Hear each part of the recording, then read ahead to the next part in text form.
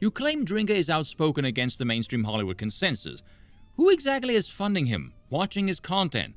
It's not Hollywood bigwigs, it's regular people. Given how many of you people have been exposed as Russian propaganda puppets recently, I can't even be sure of that. Yes, people, you heard that right. This lunatic from California, which explains a lot, just implied that a South African monarchist living in Europe and a movie-reviewing Scottish author who likes his whiskey, as do I, are potentially paid Russian operatives working to undermine the American political apparatus.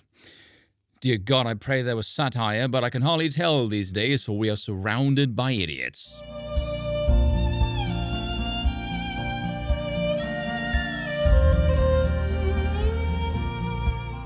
I don't know what's more mind-blowing, that idiot swallows the Russian narrative still, or that he trusts the American government. My word, crazy times. But I am here to channel the spirit of the great mauler and the patience of a whiskey-swilling Scotsman. Now, this video, my word, where to start with this colossal mountain of moron?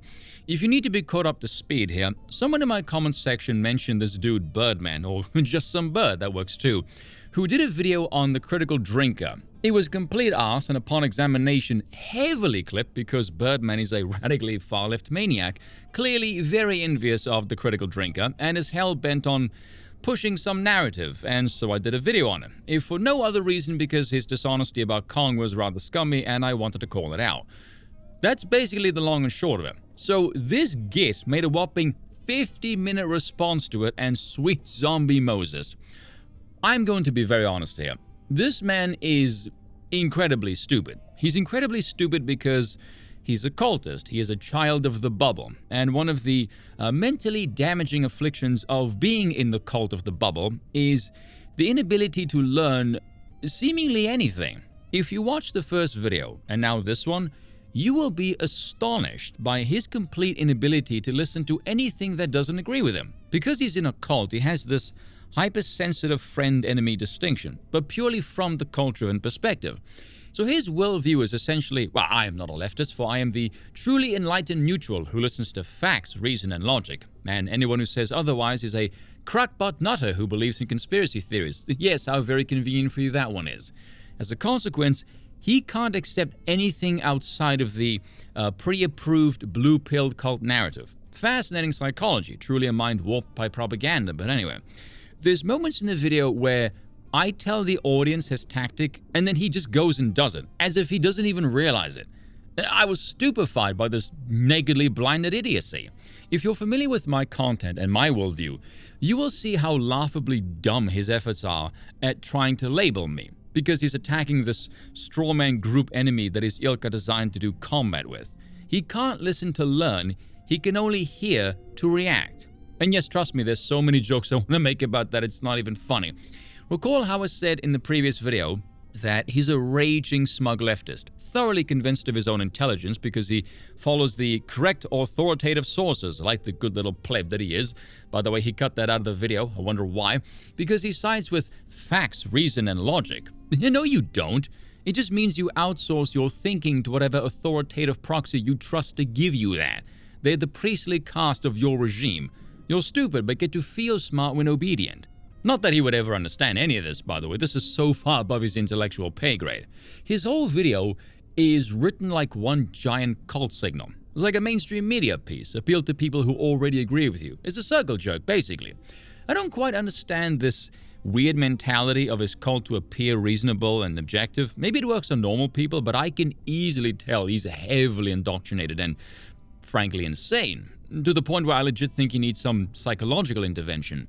The main thing to notice, though, is his entire little narrative, that obviously exists only in his own head, is driven almost solely by his own assumptions. The ego oozing out of his every pore makes him probably the most arrogant person I've ever come across on YouTube. He makes me look rather humble, which is a feat in and of itself.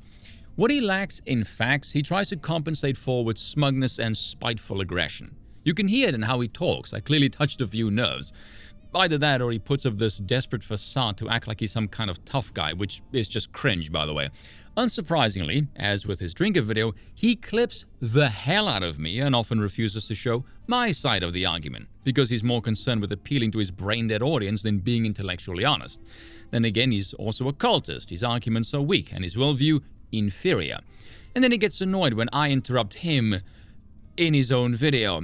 I, however, not being a thin-skinned little bitch who blocks everyone who disagrees with me, and naturally, of course, far more honest, I will not be doing any of that, because my arguments are bulletproof. In fact, I will show you the things of my video that he conveniently decided to skip, just because it really helps to show you what a slimy, underhanded hypocrite he is, and why he chooses not to show or respond to them. Here's the thing, though. I know this is what they're like, but when it's aimed at me, it hits differently. It made me go, huh. This is how dirty and immoral you low-life cretins really are. Oh, and speaking of low-life cretins, this dude went and scrolled through some of my spiciest tweets and pulled them up as a way to undermine my credibility. A common tactic when your audience would find the old-school COD lobbies a war crime. So I decided instead of showing them, I would just write some bollocks on the screen instead.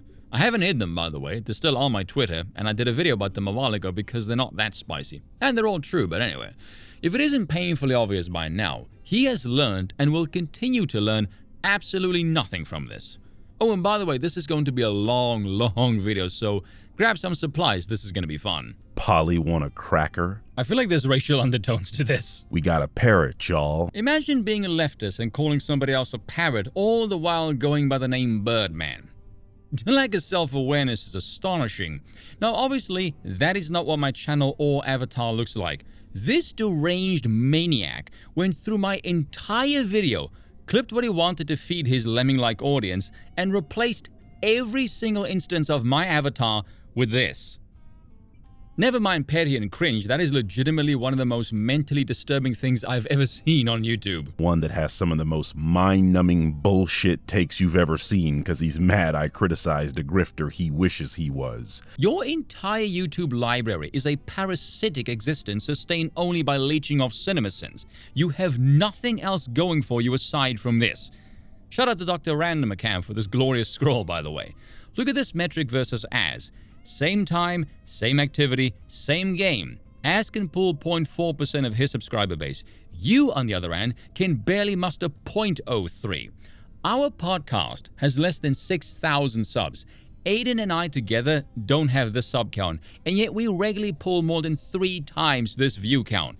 You have no influence, no relevance, and nothing new or original to add to this conversation that wasn't fed you from a rusted trough that you happily shoved your face in. Carry on. I got a severe headache listening to this nonsense about 37 minutes into this 50-minute blowjob, and I had to stop because it got redundant.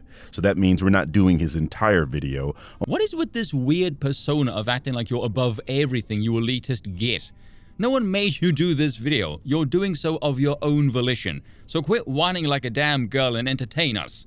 We already know from your video on Drinker all you do here is counter assassinations anyway. Only up to about 37 minutes, and trust me, I didn't trust you in the last video either. I gave solid evidence then, and I will give solid evidence now. You'll understand why as we go along. So sit back, grab some popcorn, and watch me go to work on this parakeet. Exposing the grift, the critical drinker by the Birdman. Now, let me say this straight up. I am going to turn this bird into Kentucky Fried Frickin' Chicken because this dude is dripping with dishonesty. And unlike some people, because I'm European, I am not. I do my homework and I bring all of the receipts. I see we're off to the bullshit races right out of the gate. Yeah, it's almost like if you're a low-hanging fruit race baiter, I might just say shit like that just because it's funny, knowing that you obviously can't resist and you will take the bait.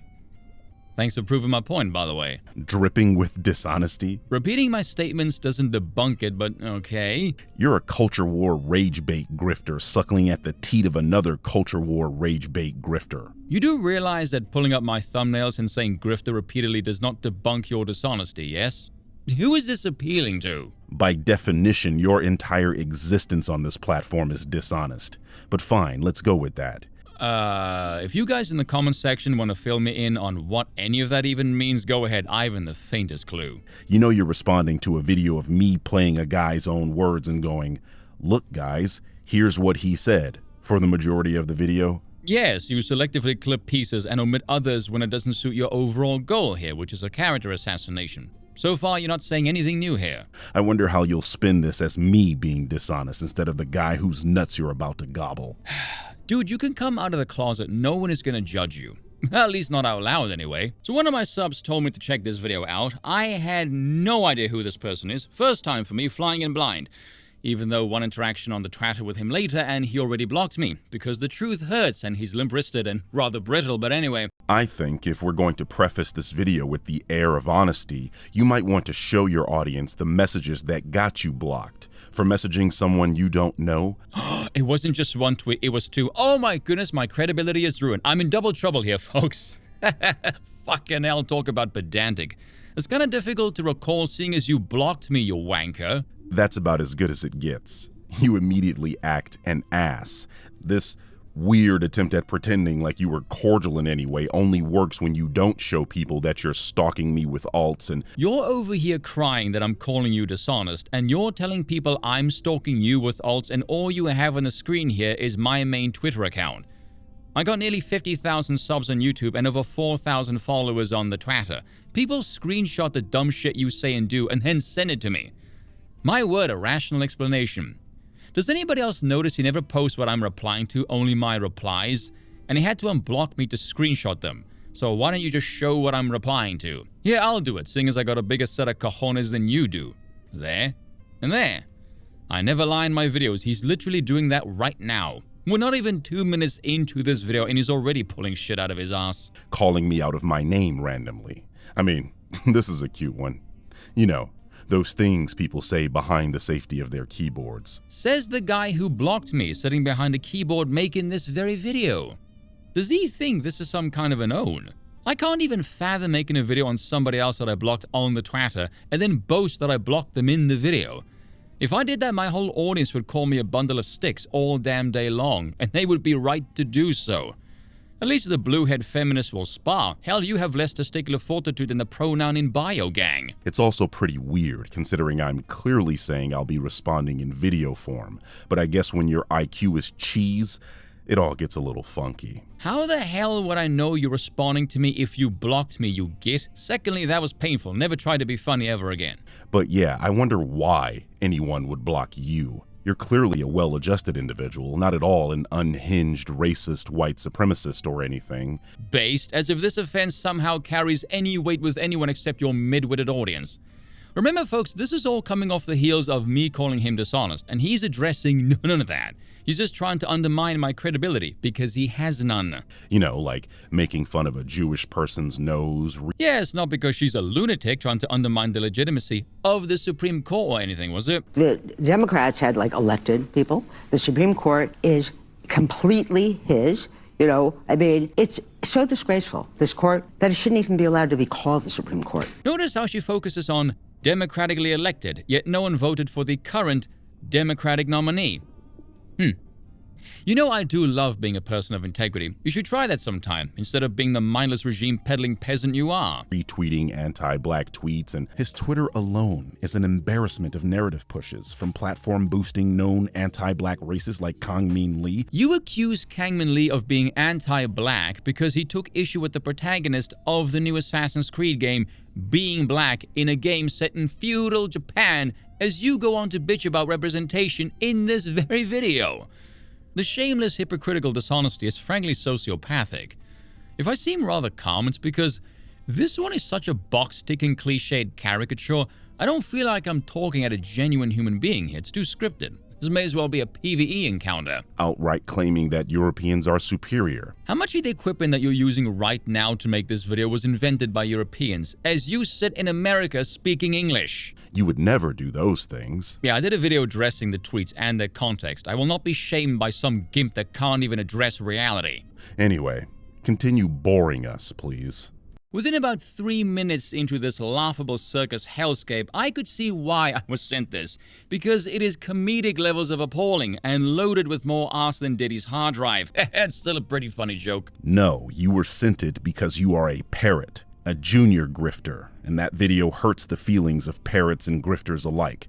That's why you disliked it, because the seat is getting hot. No, I disliked it because you're incredibly stupid and dishonest. I want to pause here for a moment to acknowledge this, just because this is so damn funny. He's accusing me of boring us and being a parrot. I've already lost count of how many times he said the word grifter, I think 5, and this is the second time he's using my thumbnails. He's literally parroting himself. See, this is what I mean by scripted. He doesn't actually have a critical thinking brain, he's just a drone. Like I said a few moments ago, the narrative inside his own head is powered by his own assumptions. He has no evidence for any of this nonsense. Frankly, I don't know if that's cult-like rigidity or his massively overinflated ego.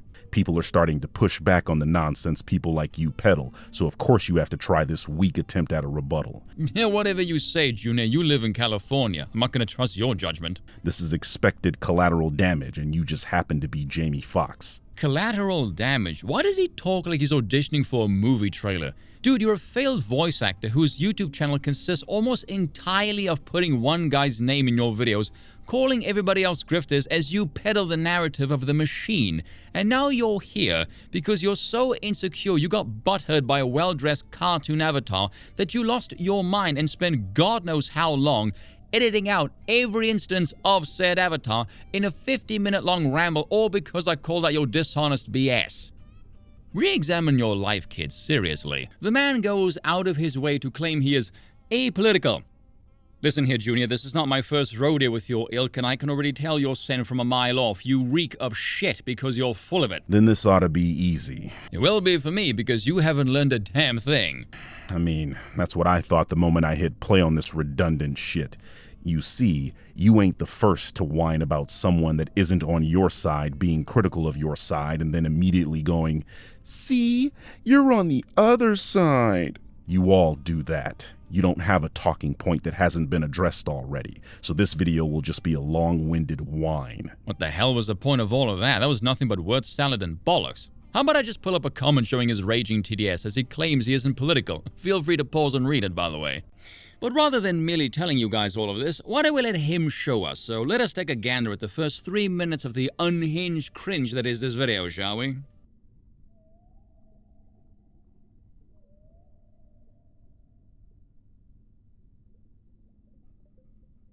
That's right, within 10 seconds into the video and the word Nazi is already mentioned. This is who you guys sent? Really? This is who you guys sent? Who the hell is he talking about? He sounds like a schizophrenic. Are the right-wingers in the room with you now? You see what I mean with the hypersensitive friend-enemy distinction? Think of this video as examining a mental patient in a glass box, because that's basically what this is. With every talking point, he becomes more and more what I said he is in the first video. It's actually kind of creepy. Okay, let me hold your hand, Forky. Gay! You just demonstrated poor media literacy. Every person I've ever heard use that phrase is always such a bellend. First of all, it would probably do you some good to consume a video essay in its entirety before you react to it. I think it says something about people who don't consume a video in its entirety before they start reacting to it. Kind of like how I'm doing right now. So do as I say, not as I do. Thanks for the advice, kid. But I did watch before I reacted. Same with this one. Hence why I said earlier in this video that you will lose your ass when it comes to representation later on in this video. But please do go on with your projection. Guys, have I ever become this full of it? Do please tell me. And that's all this video is, a reaction video. The inherent problem with reaction content is that you don't know where someone is going with their point until you reach that point in the video. But by then, you've probably made a wrong assumption about what the essayist is saying. So all this hilarious overreaction to the word Nazi is telling everyone is that you have a particular sensitivity to that word. Yeah, it's not like us political commentators have pattern recognition, and the sensitivity you speak of has a function. It lets us know that upon hearing from someone who uses that phrase, there's an extremely high chance we're dealing with an idiot. Which is definitely not the case in this video. In any case, the point being made here is neatly illustrated with the word fucking right before your trigger word. That's me indicating this quote that is usually attributed to Goebbels, you know, an actual Nazi, is correct, and I'm begrudgingly agreeing with what's being said. It's interesting you just said attributed. That doesn't mean Goebbels is the original purveyor of the phrase. In fact, there's been many iterations of it, ranging across several ages and authors. Not that you would ever bother to look this up, of course. You just wanted to use the word Nazi because they're the villain of your narrative. It's like politics for dummies, this video, isn't it? That's one of the secondary themes in this video, that a broken clock is correct twice a day. Something you're sure to miss again when a certain streamer appears in this video. Ah, yes, the Destiny clip. I'll let that whole clip play in this video because it's really, really funny. Look at that screenshot there. I may not be inherently political, yet in the screenshot from earlier, he calls himself aggressively anti-Trump. You can't make this shit up, it's fantastic. The illusory truth effect is a phenomenon that was first detailed in a 1977 study. It's the inclination of people to believe false information after being exposed to that false information many times. You mean like believing someone is a threat to democracy after hearing it over and over again on a daily basis? Unsurprisingly, our plastic friend is a Trump sympathizer. The hell is a sympathizer? This has nothing to do with Trump, by the way. It's the repetition.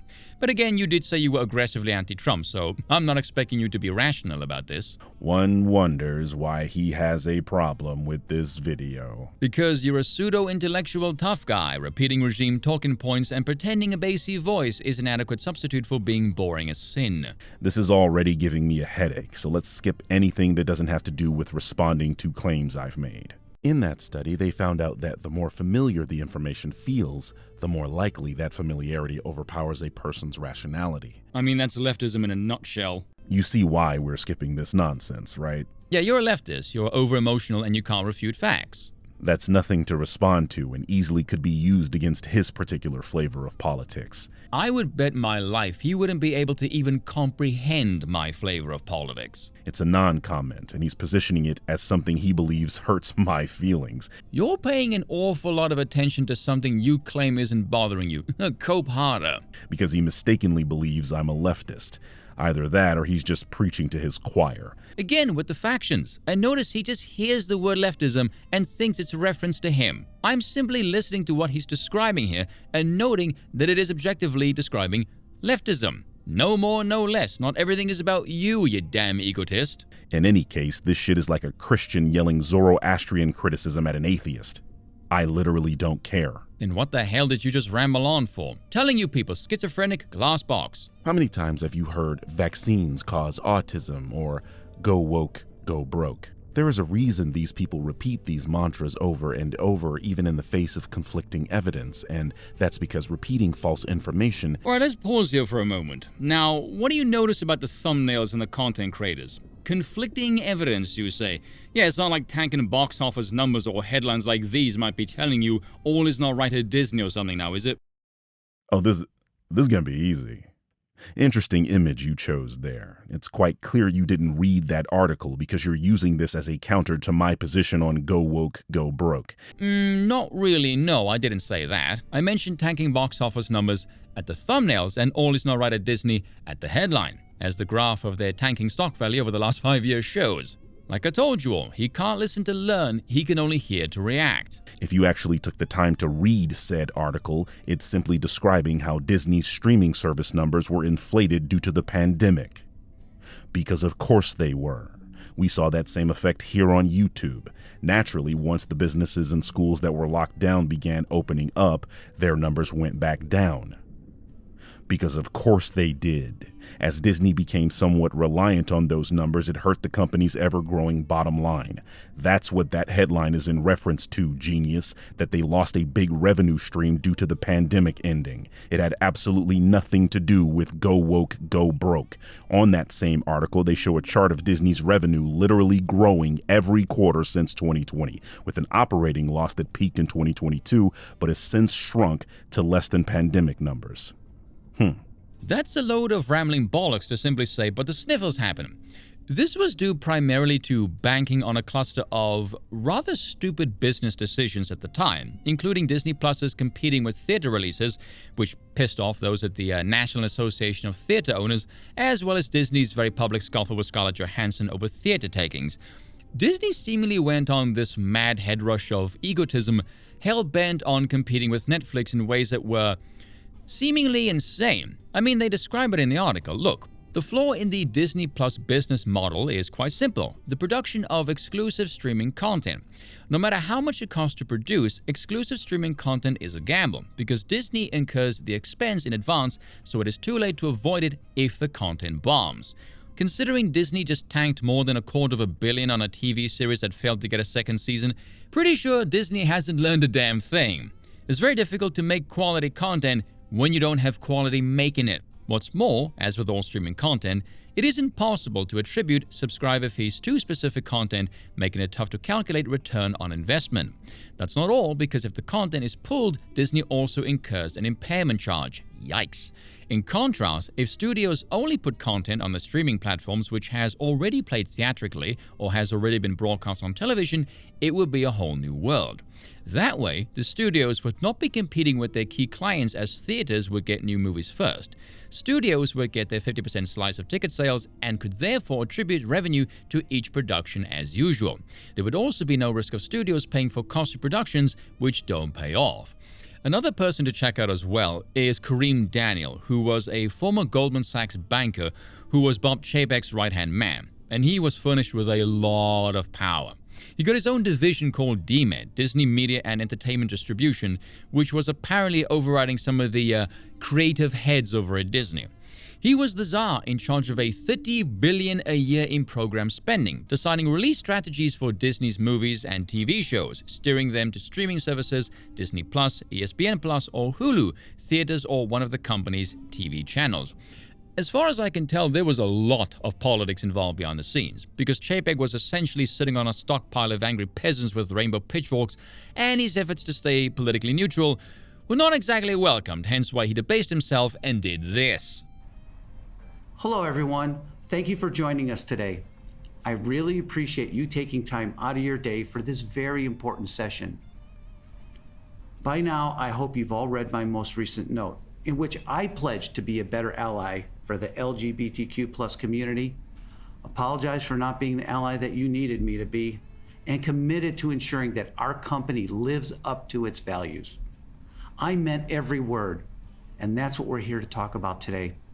I know that we've got work to do, and that work starts with listening. That is not a willful statement. That is a hostage negotiation at gunpoint. Disney is not an entertainment company, folks. It's a mental asylum. But of course, this insane leftist over here is going to tell you to ignore your lying eyes, gaslight you into oblivion, and tell you it's completely normal for the CEO of one of the biggest entertainment companies in the world to grovel in such a pathetic manner.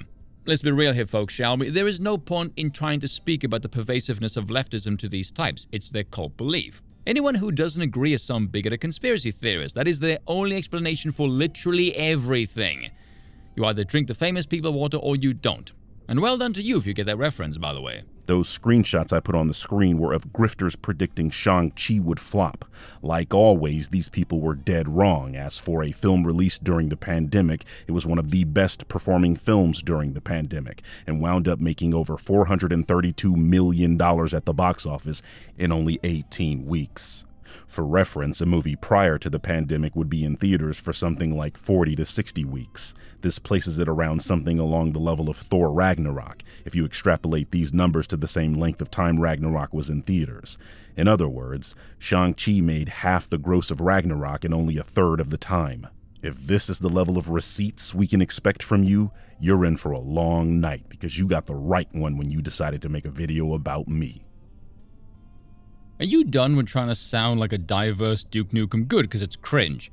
That was a terrible attempt at spin, by the way. Notice the only variables is time-lapsed and a comparison. But you're not telling us anything else about the film. You're not telling us production costs, or promotional or marketing costs. Hell, you're not even telling us what is considered a universally successful film metric. You're just saying, this movie made money faster than this other one. Oh, and it was one of the better performing ones during the Red Sniffle season. But that still doesn't tell us anything. Here, look at this graph compared to other Marvel phases. You tell me if you think it's a good metric. I'll let the audience decide. Due to the kinds of people this video is sure to attract, I think I need to put my cards on the table. Firstly, I am not a political type. I rarely, if ever, bring up politics, and when I do, it's usually to make fun of them, left or right. It's been not even 3 minutes into this video, you opened with a sentence featuring the phrase "a fucking Nazi," spoke about believing false narratives, and then featured a collage of culturally right-leaning content creators pointing out that leftist pandering pieces don't sell, and then topped it off by insinuating right-wingers are dickheads. Cut the crap, Junior. If you project left any harder, someone's gonna ask you your preferred fucking pronouns. What happened to providing receipts, fruitcake? Look how mad he gets. I just said it's been less than 3 minutes into a 50-minute video. You haven't even mentioned Drinker's Takes. What the hell is wrong with you? Aren't you supposed to be proving I'm a leftist? You yourself did that. I just laughed at you pretending you're neutral. All you just did was say, "You insulted my side." Yeah, and? And you're an idiot who knows nothing about my politics. You're obsessed with the faction war, like all leftists. I literally just said I make fun of politics. Was your rebuttal to show me making fun of politics? No, you just believe everything leftists believe, and you use all of their talking points. Ergo, you're a leftist. You already sound like a schizo. This is not helping. Yeah, I kinda said I'd do that. The title of this video is Exposing the Grift.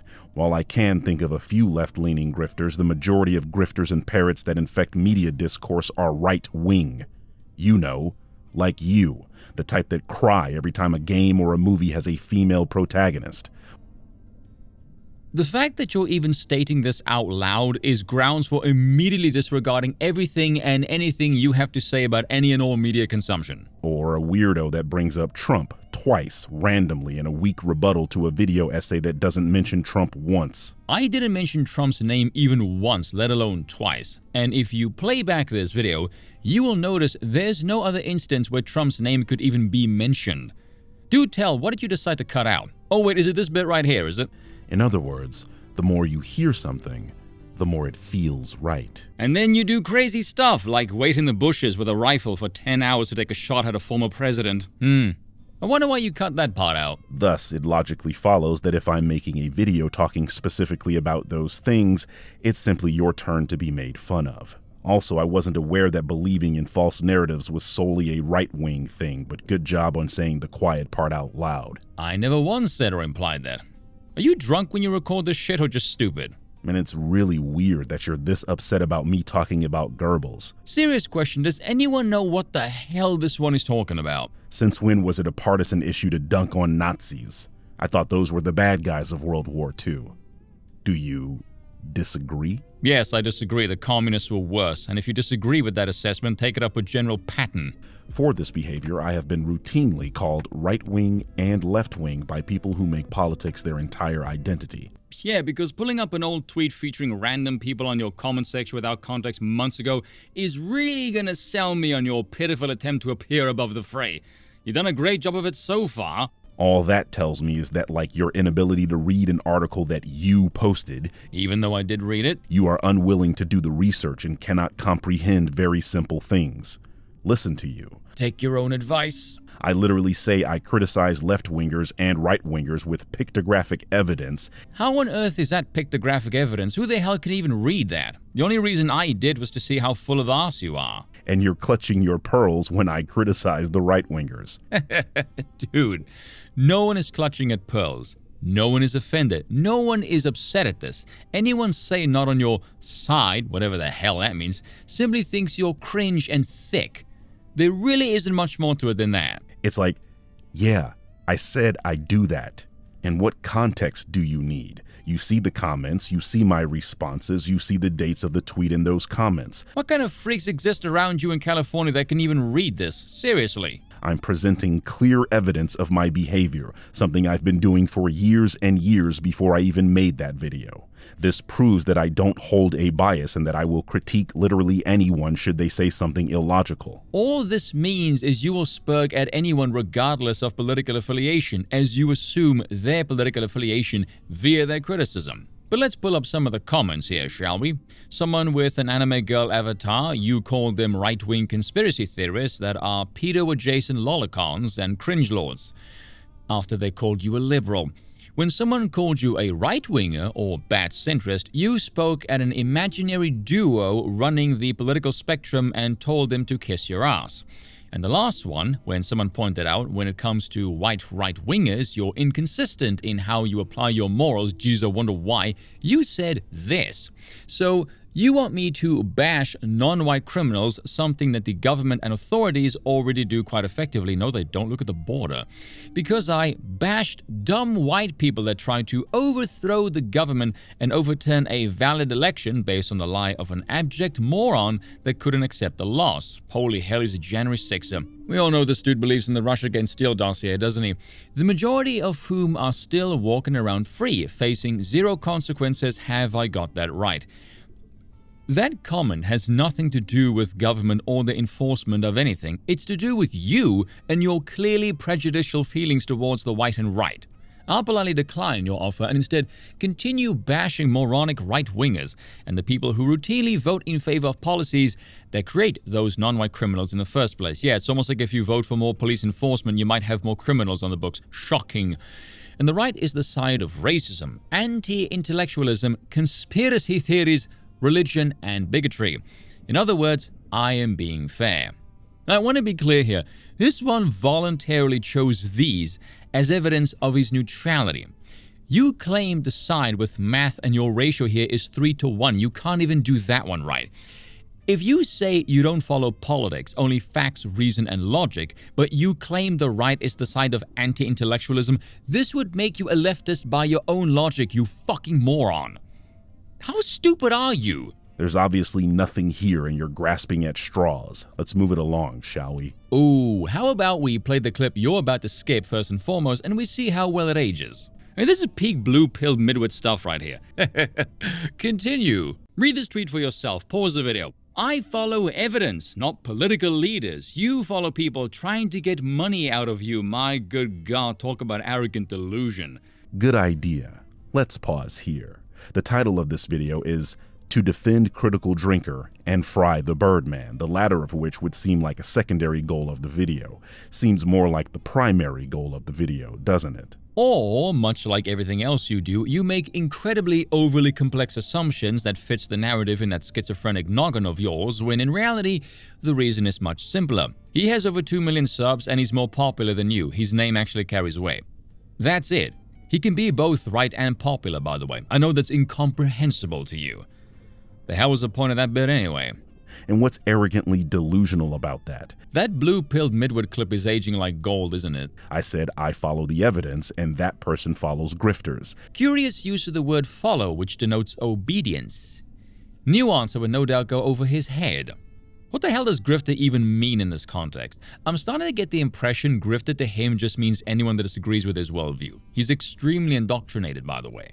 Clearly, you have an issue with climate change. No, only with morons who have absolute faith in institutions who possess no capacity to be skeptical of power. Which would be you. I don't even want to touch this one, as we'll go off on an even further tangent than we already have. And I have a series debunking conspiracy theorists, so if you want to make a claim, it'll have to wait.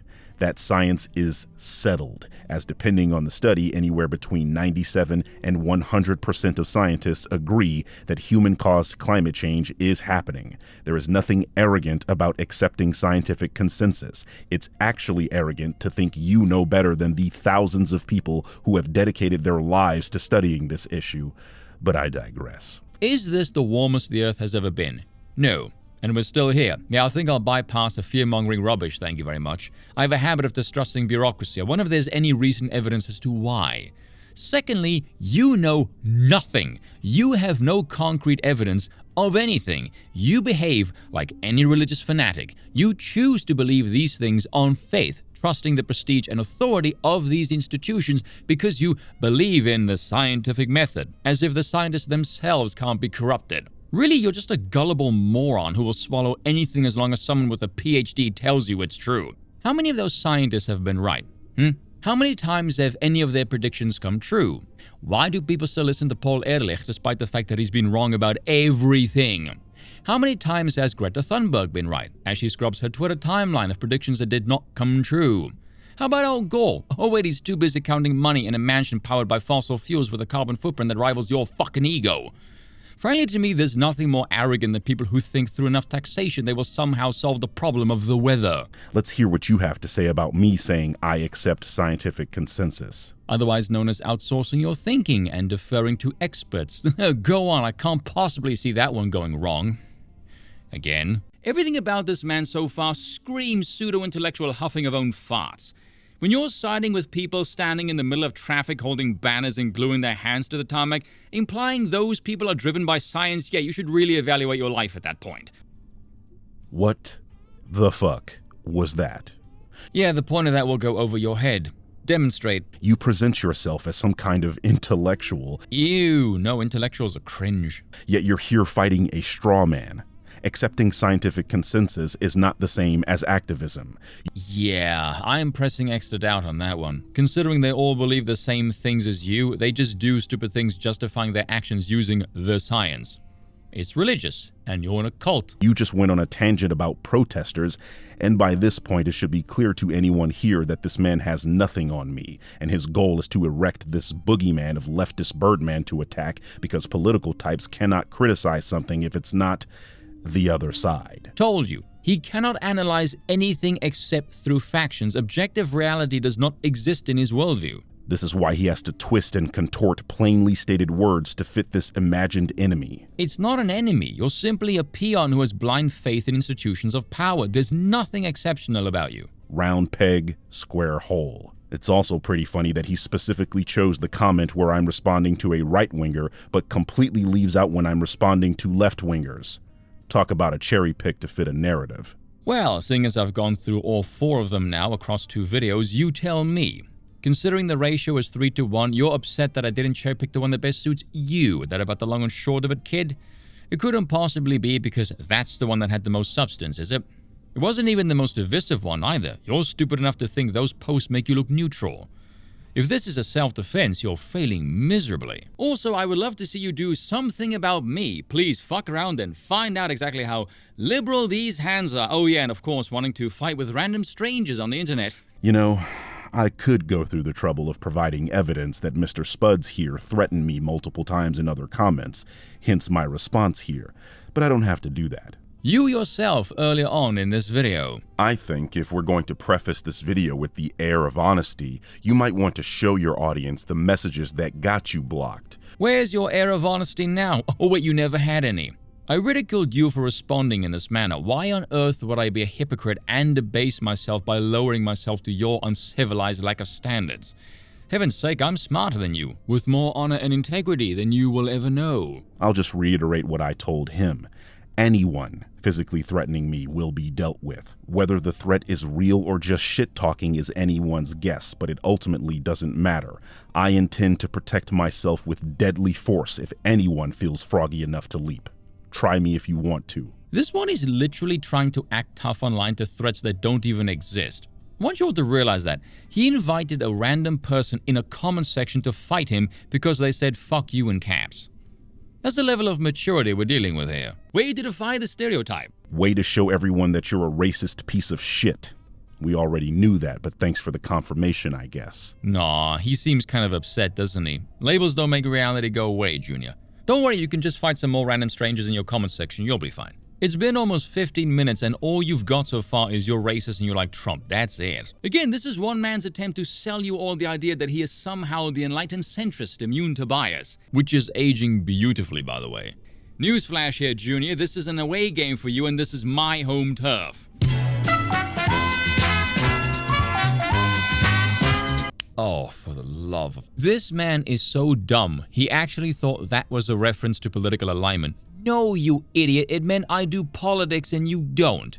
The centrism part and posturing has nothing to do with me. How the hell did you even get centrism from away and home? That doesn't make any fucking sense. How are you this wrong about everything? Okay. The fact is, I will take a side if it is logical to do so. You see what I mean by driven solely by his own assumptions? I could never do this, by the way. It seems like a foolproof way of guaranteeing you look like a pretentious ass. Hell, I can do that without needing to resort to this. For example, your side is the one that says, go woke, go broke. I stand against that idea and have provided evidence that debunks that claim. That's not centrism. That's being on the side of the evidence. Had my research concluded that go woke, go broke was a thing, I'd be on your side. The problem is that your side often doesn't have any evidence to support the claims that you make. You just imply that you're a climate change denier, and we have a couple tweets from you to back up that hypothesis. Well, the evidence points the other direction. Wow. It's like listening to a drone, isn't it? By the way, never try and talk to these types as if they have any sapience. They don't. They can't handle any heretical data that contradicts their worldview. They will react the same way an antivirus does whenever it sees a file it thinks is a threat. Purge. I actually find this one fascinating as a fragment of the regime. It's completely blue-pilled. There is no mind there whatsoever. None. There's no curiosity, there's no skepticism, no questioning, nothing. It's just blind obedience to the machine. The concept that his side can be corrupted doesn't even exist in his head. It's actually quite creepy when you see this in real time, that realization of, wow. These people don't look for objective evidence. Evidence is a slogan here.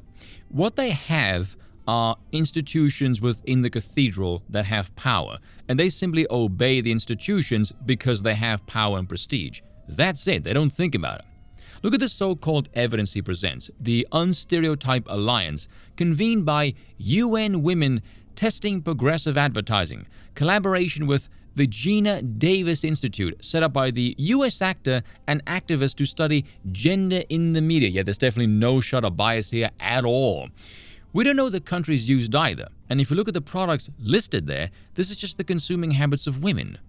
You're supposed to be talking about entertainment. Tell us how many women are driving profit margins for girl boss trends. How many of the people you're so obsessed with talk about any of these products? What are you ultimately trying to do here with this? Secondly, there's no counter theory here. It's merely if we do X, we get result Y. You're not telling me if this is good or even optimal. You can try not doing X and maybe get a better result than Y. You don't know. The idea that inclusive advertising content can commercially damage a business has limited progress for too long. What the hell does that even mean? Moving on, the tweets he brings up has to do with nuclear energy and dealing with energy demands, whereas women are not result-driven. I'm pro-nuclear energy, by the way.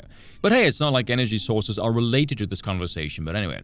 Lastly, this CO2 graph. I'm frankly astounded anyone still buys this CO2 nonsense. What do you notice about this trend line? It's cyclical. And once again, you're not saying anything with this chart. You just show CO2 is on the increase, and that's bad. Why? Does anyone remember that CO2 is a core ingredient to making plants grow? Where's the evidence this correlates to temperature increase or any increase in the intensity of environmental disasters? There isn't any. You just showed a chart and went, nah, evidence, trust me, bro. Quite a few of your side support dangerous conspiracy theories like vaccine hesitancy, something you promote. I mean, look at you go. Hesitancy. Where have I heard that phrase before? Oh, now I remember. We call these people vaccine hesitant. Oh, you know this bird's been boosted more often than vehicles in Compton. But let's unpack this point because this is such a doozy.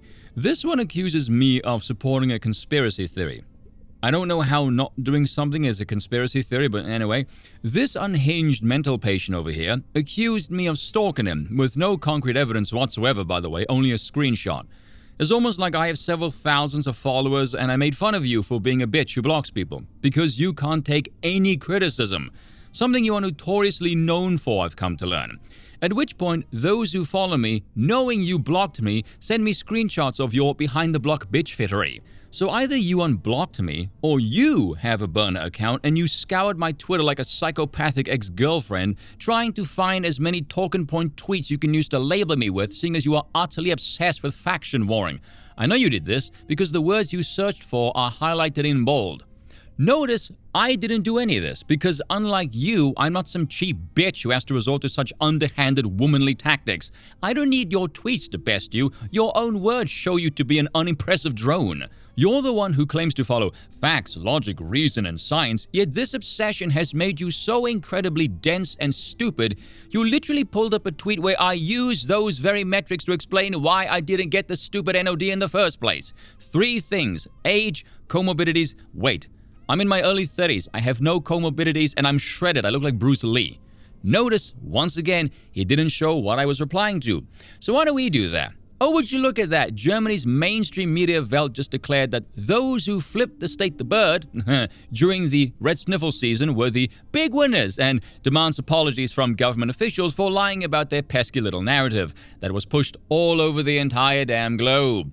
Accused me of pushing a conspiracy theory, meanwhile blissfully unaware he's pulling this from a tweet featuring mainstream media in Germany that debunks his claims of conspiracy theories. Tell me, does Pfizer at least pay you, or do you just enjoy being a bootlicking embodiment of this meme?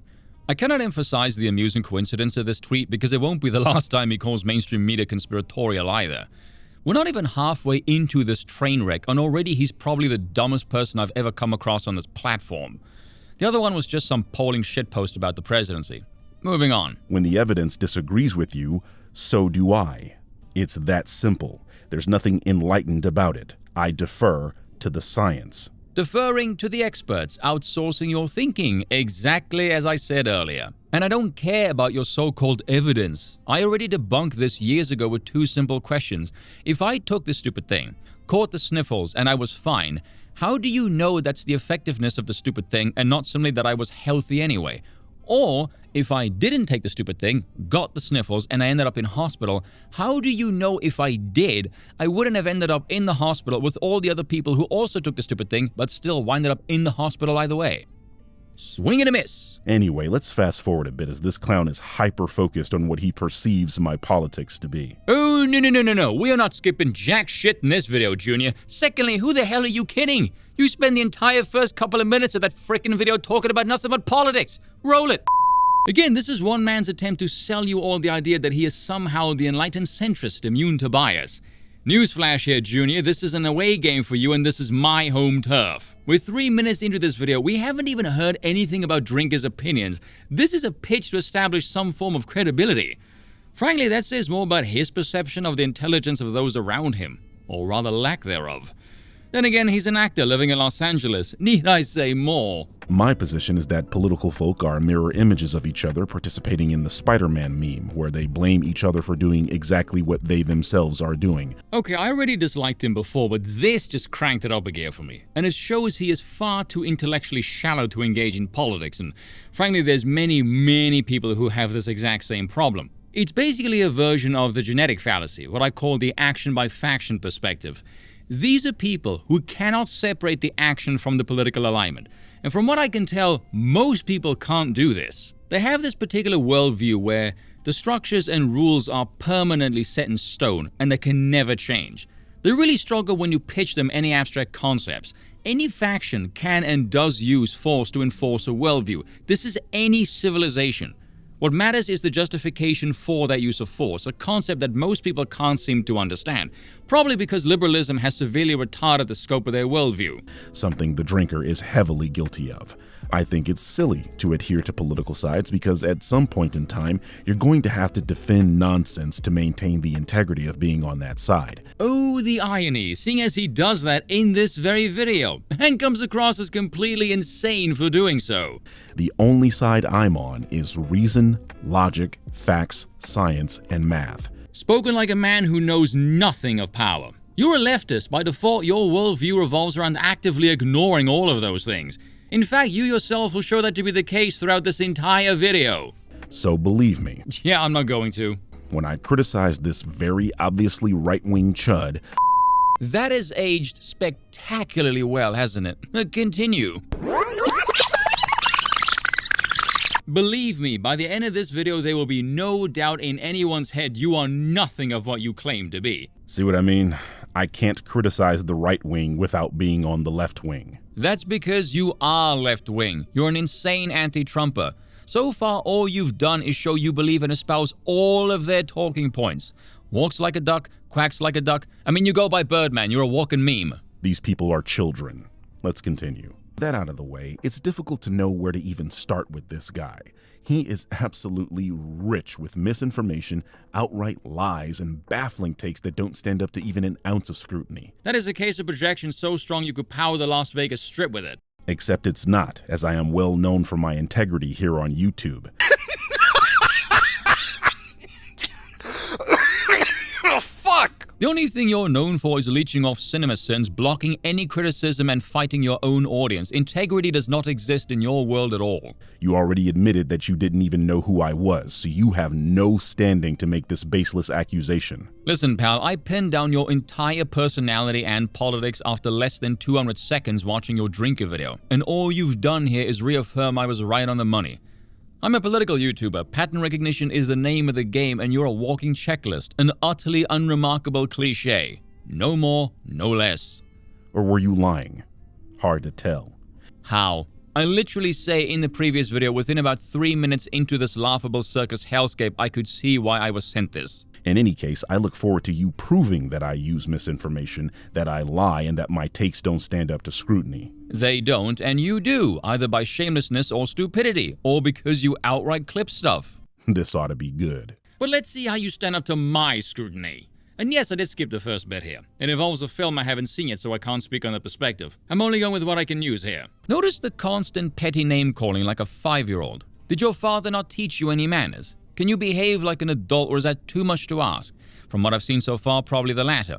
You do realize if someone screams diversity over and over again and the projects suck and tank, future projects that feature diversity will be treated with scrutiny, yes? Again, no, probably not. And lastly, the age of the movie is not relevant. I have no interest in watching the film. And seeing as you gave Drinker shit for reviewing something that he didn't watch, were I to comment on this, I would be guilty of the same offense. You see, unlike you, I do my best to avoid hypocrisy, not try and produce offspring with it.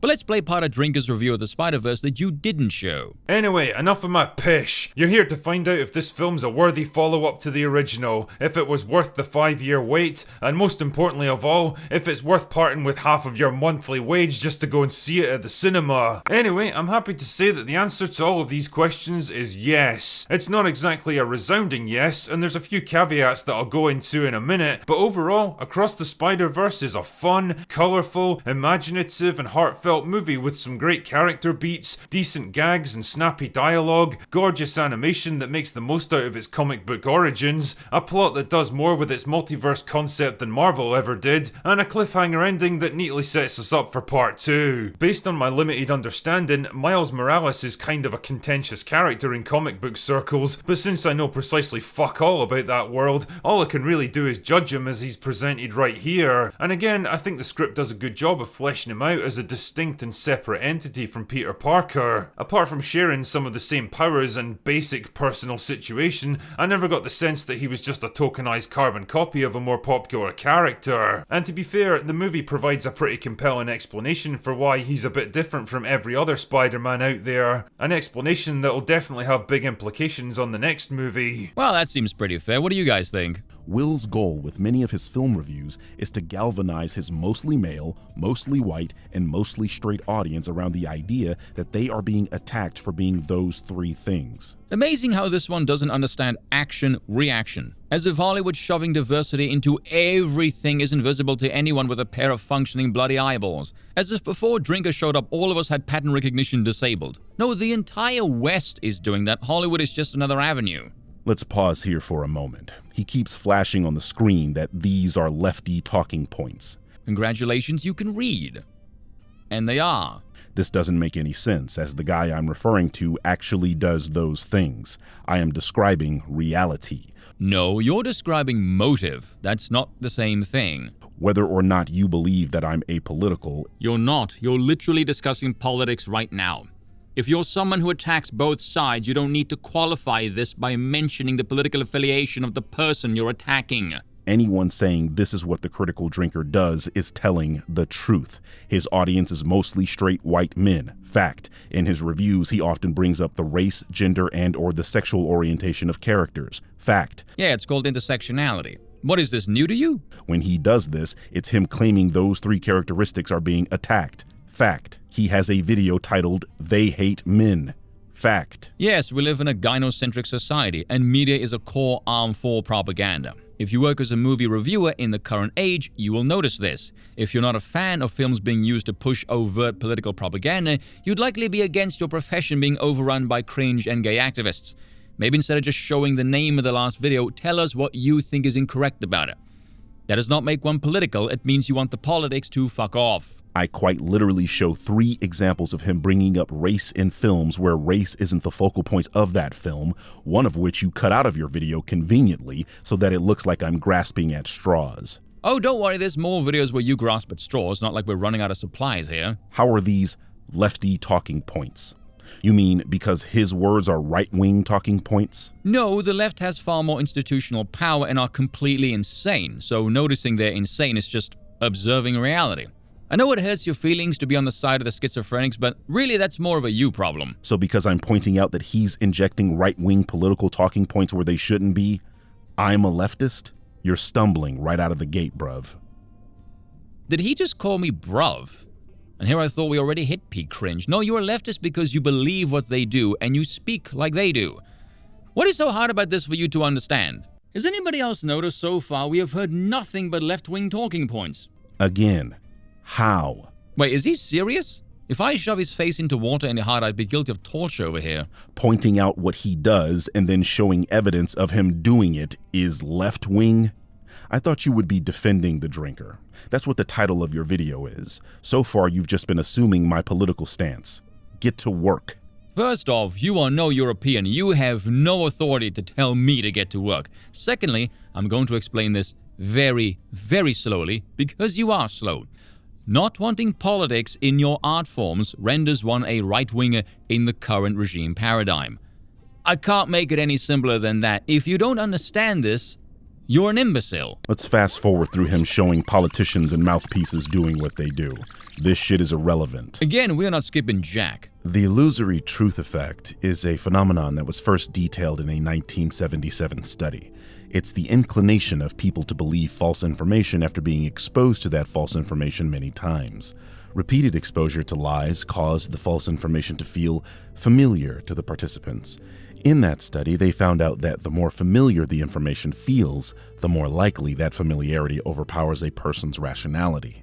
In other words, the more you hear something, the more it feels right. But when you have sustained and consistent campaigns against certain groups of people, it's entirely reasonable to suggest you have a dislike for those groups. And what did you say about Drinker before? Will's goal with many of his film reviews is to galvanize his mostly male, mostly white, and mostly straight audience around the idea that they are being attacked for being those 3 things. In America, there's a thing about both white vigilantism and white tears, particularly male white tears. Biggest terror threat in this country is white men, most of them radicalized right, to the right. This is Jim Crow, this is Jane Crow. The real religion, the real politics in America is whiteness and whiteness unhinged. When we allude to people as an invasion, as an infestation, we are directly pulling from the language of white supremacy. Why, I can't possibly figure out why you would dishonestly label this as irrelevant. No, I think that's very relevant. That is direct evidence of what you claim Drinker's film reviews are designed to galvanize his audience around. Yeah, I'm sure there's nothing to see here at all. It's not like Hollywood ever gets involved with political affairs, right? Brian Grandson! Congratulations, you can show humans choosing a side. The claims made in this video are very specific. I don't care about Bryan Cranston's political affiliation. If your goal was to show that his and other actors' politics infect movies, use specific examples and be precise about the art they are a part of doing the things you're claiming. Otherwise, this is a conspiracy theory with no evidence, and as I have been tirelessly telling you, I only care about evidence. You claim to have receipts, clown. Now dance. Does he have a fetish for being humiliated or something? Is he stupid, dishonest, borderline sociopathic? How do you ask for evidence, deliberately skip it, and yet claim you want receipts? It's probably because I'm a significantly more moral person by having morals at all, but I could never be this much of a nakedly reprehensible bitch. As you shall see, he has no problem with dishonesty at all. Oh yeah, but you only follow facts and reason and logic. You disingenuous snake, get fucked. And you haven't provided any of those, you stupid son of a bitch. You know uncontrollable rage is a sign of low intelligence, yes? Instant spaz, just add reality. Recall what I said at the start, I will tell you his tactic, and then he does it? He did it just now. Evidence is right there, and he just skips it like a disingenuous snake, and then throws a hissy bitch fit when I call him that. I think there might be something mentally wrong with him. You flash some images on the screen that don't mean anything. You mean the videos you just skipped that refutes your own points about Drinker that you didn't show because you're a total bitch? If they don't mean anything, then why don't you let them play and make me look like an idiot? Actors get political. Big whoop. Do you think you just broke news? Show the art backing up the claims Will Jordan made. You guys ever see that 70s show where Hyde says the three true branches of the US government is military, corporate, and Hollywood? This one can't understand the cathedral apparatus. He can't understand it's not just disconnected, atomized institutions. I'm not sure how, but then again, leftism. To sum up, one goal, many tentacles. Not the artists doing things in their personal lives. Are you really so daft to believe Hollywood overwhelmingly being in the tank for the Democrats is their personal lives? Really? This one has no idea how power works at all, but considering what he thinks are conspiracy theories, I guarantee you that brain is not made for this kind of conversation. It would shatter him. Address the claims in this video, because we're 11 minutes in and you haven't said a fucking thing. When does this get good? Actually, I've said plenty of good stuff in this video so far. Then again, when you're stuck in a tunnel vision of regime faction wars, have the IQ of a paste eater and a diet consisting of baby puree, a steak might seem like a head scratcher because Mother Nature did not furnish you with the tools to eat it with. On a side note, does anyone else notice the more evidence he's deliberately omitting the anger he's getting? Anybody else pick up on that? If I was a cynical man, I'd say it's kind of interesting that the rich, corrupt scumbags targeted by the Riddler all happen to be straight, white, middle-aged men, but hey, I guess that's just a total coincidence. Seriously, what the fuck does this movie have to do with race? In case you were wondering, yes, the entire video is full of moments like this. Moments that rely on the audience being full of complete morons who haven't paid a lick of attention to the entertainment ecosphere for the last 10 years. Right. So the premise of this response is to accept this conspiracy theory that movies are out to get straight white men. See what I mean? Media pundits can't understand power or propaganda. He's a mindless drone of the machine. That's what I fucking said these people do, and he claimed I was a leftist for saying that. I guess what I'm saying is true, but he just doesn't like me pointing it out. You see, I know he can't hear me, but the fact that this was addressed earlier in the video as well as by anyone who isn't as blind as a mole rat, him repeating this point over and over again does make it seem like he has a learning impairment. There's a glaring hole in this whole idea, and that's the past. In the past, movies were all about the straight white man, to the exclusion of other kinds of people most of the time. If what these people are saying is true, that means in the past, movies were out to vilify everyone that wasn't a straight white man. If you guys are watching this bit thinking, what the fucking hell is he Yeah, I had the same reaction. It's my third time watching this, and I still have no idea how we got to this. I mean, that's what these guys are saying, right? That because movies are more diverse today, that this means they hate men, for example. That's the only logical conclusion one could make here. Now ask, if you're capable, I suspect you're probably not, why is this being done? It's not popular, it's making Hollywood unpopular, and increasingly less relevant. Drinker sells us this idea in The Batman that all bad guys are white. Fantastic. That's one movie in the literal history of film where minority groups have been the villains since pictures could move. Black Americans have been portrayed as thugs, aggressive, dangerous, and dim-witted all throughout film history. I mean, you're 3 out of 4 in just this video, by the way. Asian men have been depicted as conniving and scheming and lacking in masculinity, whereas Asian women were overly sexualized, often typecast as prostitutes and dragon ladies. In Westerns, Latinos and Native Americans were bandits and savages, often the villains the white man would have to overcome in those films. Yes, Conquest and Conquer, welcome to human history. Oh, this next bit I have to preface because I swear what he is about to say is a response to this. And deathly afraid to confront the reality that heterosexual European men will continue to be the top-selling ticket for the movie industry. Complaining about modern movies is insane to me. People like me have had to grow up watching every hero, every good guy, every cartoon character, every movie, and every show where the main character doesn't look like us. Ooh, that part stung, didn't it? Touch a nerve there, did I? Oh, boo-hoo, cry more. Welcome to the reality where the Europeans are the majority. If you don't like it, you're more than welcome to move to a country where they're not. It'll be great. You can get away from all those anti-intellectual, religious, right-wing white people you hate so much. You know, this entire argument is still so stupid to me because you can make everyone the same race and you would still have these cultural disparities because it isn't based on race, it's based on region. Race ultimately is arbitrary. Even if a white guy is a villain in a movie, a white guy is still more often than not the hero as well. Because they put more ass in seats. Handsome European men are desirable, what can we say? You people bitch about the MCU, but there are still far more white, male-driven projects in Marvel than there are female-led ones. Yeah. I wonder if certain financial reality checks might have had a hand to play in there. Your problem is that you can't cede any ground, can't make any space for voices that are not your own. Who cares? It's a business. We're better actors, more desirable, and we make more dosh. Get over it. Minority groups appearing in these properties is seen as an attack on the white man, kicking him out of his proper spot. You people are a fucking joke. That part was rather personal for him, wasn't it? Time of the month, maybe. And it's not even February. If he applied even a little of that gray matter, maybe he'd come to the conclusion that most rich people in our society tend to be white men. Ah, yes, because we're all terribly familiar with Hollywood's fastidious desire to represent the real world constantly.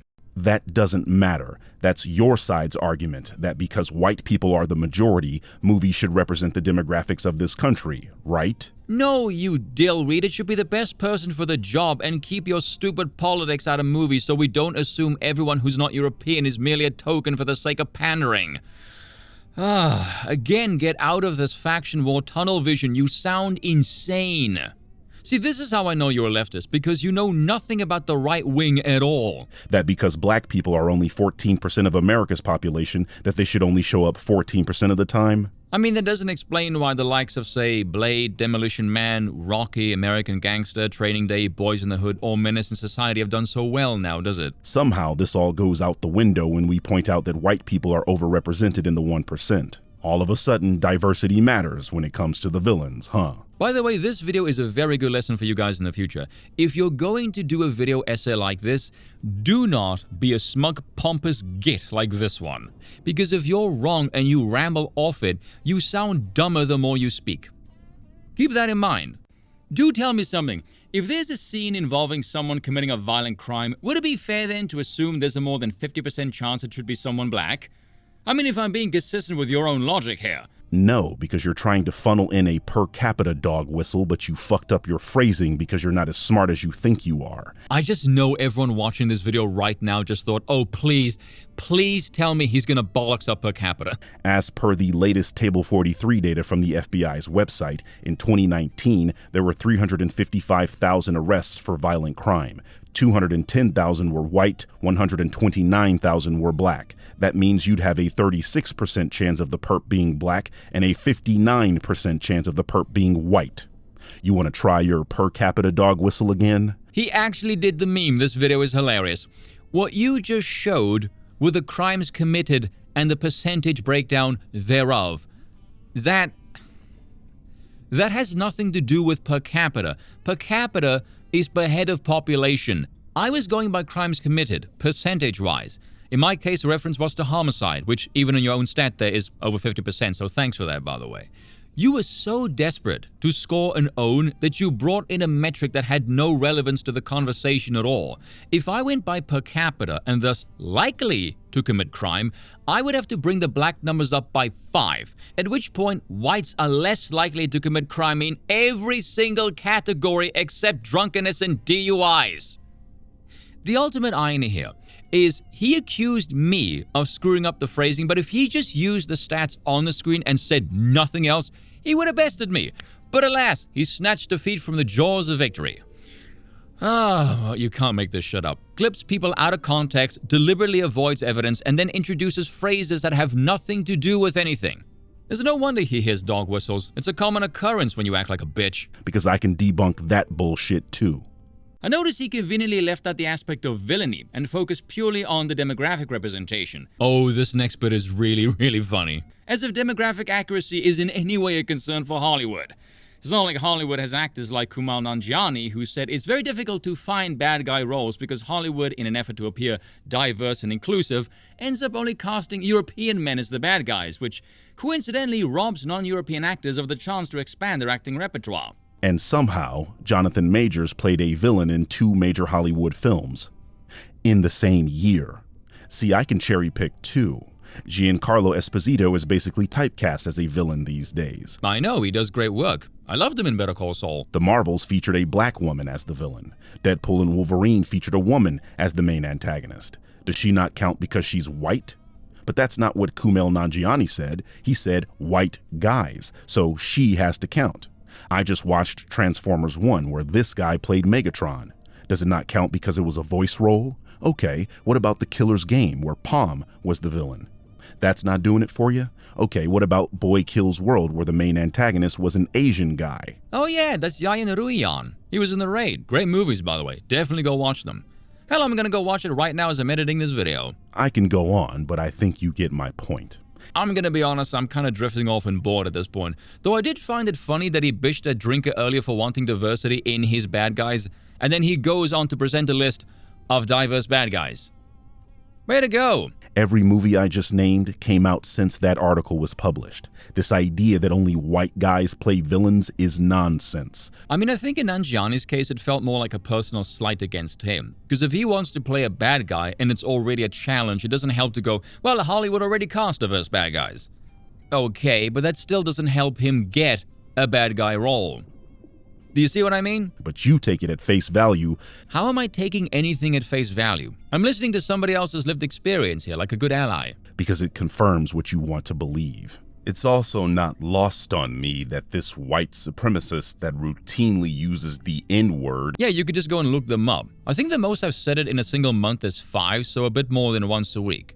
Seriously, if tweets offend you, you shouldn't be on the internet. And claims Europeans are the superior race. Again, using our inventions in a land made by European settlers speaking English. Pray tell, how many empires have your kin made that span the globe, Hell, even your politics stems from European philosophy. Is using articles from PJ Media, a right-wing outlet that has so many false claims, they have their own section on Wikipedia. That's like saying these things are false because I read so in a Soviet library. Notice he doesn't actually go into detail on anything. He just waves his hand and goes, look, my side said this is a bad thing, and my side never does anything wrong ever because only my side is the goodest. I mean, they even got Kumail's quote wrong. He didn't say Hollywood gives them only to white guys. He said him playing bad guys was going to be hard because people don't want to cast non-white people as bad guys, which is a completely different statement with a completely different connotation. Are you really going to be that much of a pedantic wanker? You're going to try and split hairs over the semantics of give and cast? This is pathetic enough as it is. And secondly, here's how you know this git didn't even read past the damn headline, and he's pulling a false equivalence. What he has on the screen there is part of another article. I think Hollywood Reporter, if the font is correct.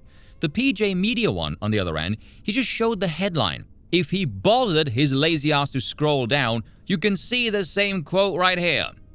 Well done indeed. As usual, he's lying. And is again nullified by everything I just said. So you're saying whatever Nanjiani experienced or heard is baseless. A bold strategy. Let's see if it pays off for him. So much for providing receipts. Now I feel pretty good, actually. Continue. Man, this critique is so lazy. It's disingenuous, but this is veering off into inadequacy. The Riddler was going after police officers and politicians, and again, in our society, they tend to be white. What Drinker is asking for here is diversity, but only amongst the villains of the film. Oh, give me a break. After everything he just said, come on, that point comes across as comical. No, it's simply noticing a lack of people of color as the villains because unlike you, he's not a blind moron trying to push a narrative. Irony. Moreover, what he's conveniently leaving out is Riddler also attempted to assassinate the mayor-elect, a black woman. Which is supposed to mean what exactly? You serious? This entire time you've been trying to defend Drinker's take on the Batman, but you didn't hear him say, if I was a cynical man, I'd say it's kind of interesting that the rich, corrupt scumbags targeted by the Riddler all happen to be straight, white, middle-aged men, but hey, I guess that's just a total coincidence. So that means Riddler also trying to kill a black woman nullifies that talking point. He wasn't just targeting white dudes, he was targeting everyone. Take Drinker's dick out of your mouth and maybe you'd hear it over the gawk gawk. I'm betting it's not the first time he's made those noises, but anyway. Recall how I said earlier, I'll tell you what he's doing and then he does it? He just did it again. I said notice he ignores the aspect of villainy and goes straight for the demographics, pointing out the female black mayor as he puts the aspects of villainy on the damn screen. Look, Rich corrupt scumbags. Is the mayor a rich corrupt scumbag? No. This level of stupidity is surreal. If all of this wasn't baffling enough, he himself states this film isn't about race. And to be fair, Kravitz and Jeffrey Wright both do a great job with the roles they're given, and apart from one poorly judged line from Catwoman right at the end, race never really comes into the picture. So I guess what I'm saying here is that while the movie takes a few little stabs at modern day social issues, it really never dominates the narrative. Does he even hear himself? Do you? Because going off what I just heard, he went by the inclusion of people of color is woke.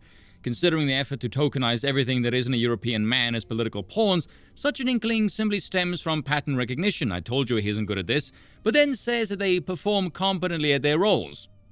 What are you even trying to imply here? See, this is why you should have stayed on the sideline. Yeah, there's nothing wrong with that observation, so let's see how you screw this up.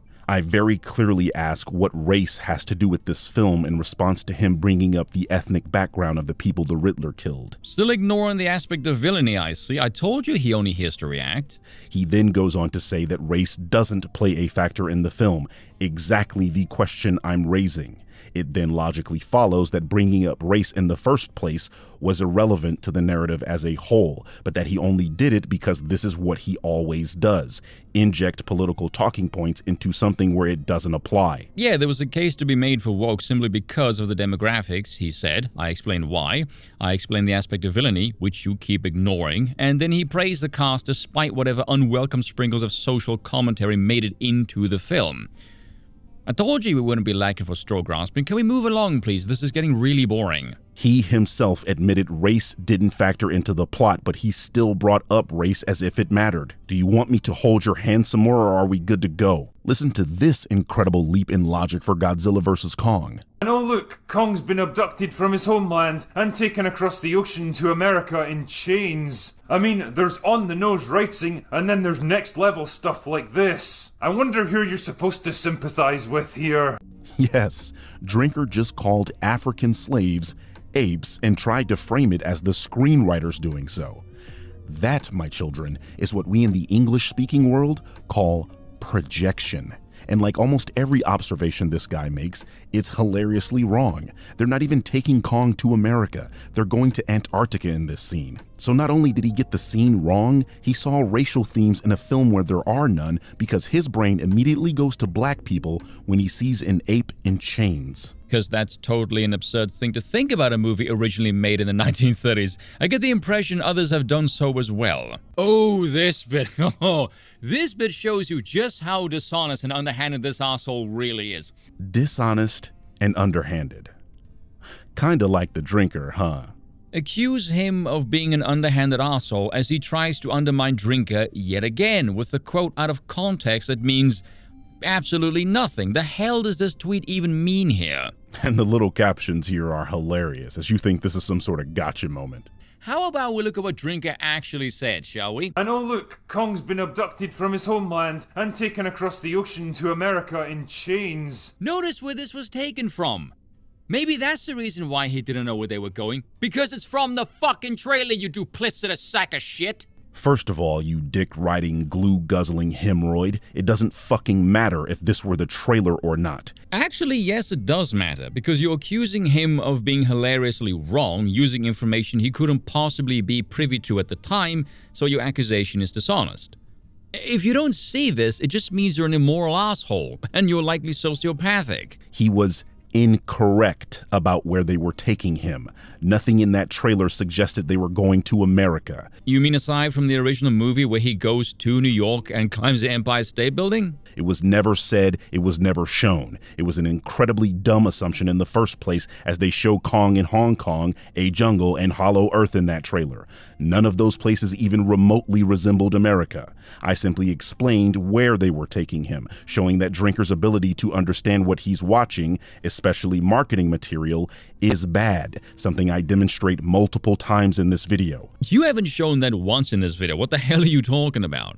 Also, can we just laugh about the fact that going to America was his hang-up and not the fact that Kong was being taken to Antarctica, which is even further away from his natural habitat?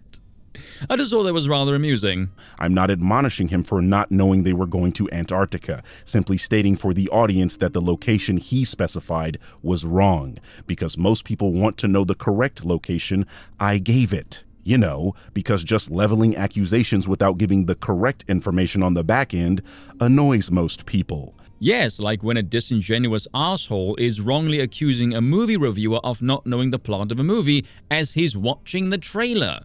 No one watching his review of the trailer would be upset that he didn't know about this because they wouldn't know the location either. What is he hoping to achieve with this response? It just screams cockeyed to me. Something you suffer from. This is a dirty-ass hit job. This is a loser's attempt to denigrate a superior who will forever possess far greater influence than he ever will. Irony. That's not irony. I'm not trying to denigrate your character with cheap smears. I can just honestly show people what you do because I'm significantly better than you. A deeply envious wanker with no integrity whatsoever, who will lie and use race to smear somebody else's character. Oh wait, you're a leftist. Why am I remotely surprised at this? I mean, so far this has aged really well. Oh, and by the way, thank you for showing us your deceitfulness nice and early in the video. It's very thoughtful of you. Now I can spend the rest of this video casting doubt and denigrating your character, seeing as you've demonstrated you have none. Good luck. So far, all you've been able to do is prove you're completely out of your depth. Your smoking gun was, "This is a trailer."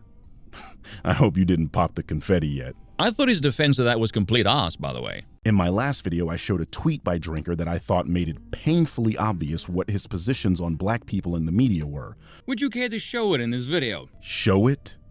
You mean the tweet that you're showing? Oh, that's what that meant? Okay, I was thrown off by the wording this time. I don't know, just saying in my previous video I showed a tweet sounds kind of weird to me. I would have said in my previous video I showed this tweet. But anyway, carry on. You mean the part of the video where you entirely skipped where I showed Drinker bringing up race once again in the Spider-Verse video while you gave everyone the excuse that you haven't seen the movie yet? I don't know what the hell this has to do with anything. And the irony of that phrase considering the article earlier makes this bit all the funnier, but okay. Of course my points look weaker when you completely cut out an integral part of the video. Actually, I watched this review, saw your points, saw what you conveniently skipped, and you simply cherry-picked. Nothing more to say, really. You're clearly ass-hurt that I skip parts of your video, even as you skip parts of mine, then claim I don't provide receipts, but that's fine. I will take the moral high ground. I'm used to looking down on leftists anyway. Imagine asking for evidence when you looked the other way when it was presented to you. Hey, shameless irony, what's up, how you doing? And you want to talk about someone's integrity? Bitch, you can't even spell it. I thought you said you weren't trying to cloud chase. I'm sure it's totally a coincidence that one of your latest tweets is about the Drinker. Even though this video is 2 weeks old, and you're still calling him a grifter.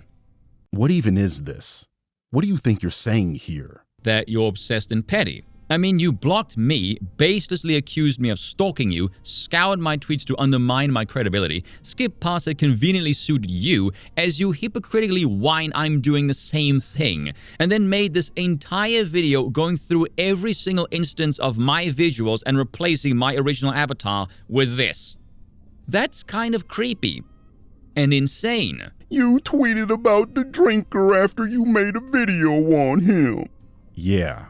And that has nothing to do with the video. Then again, considering your channel's catalog, I shouldn't find your behavior all that surprising. Me showing more evidence that he's a grifter with bad takes. Oh, the humanity. Keep this tweet in mind because he shows it again later and it's really, really funny. Real quick, show everyone your tweets and how you did exactly the same thing to me, only it was far more pathetic because you were crying about me blocking you.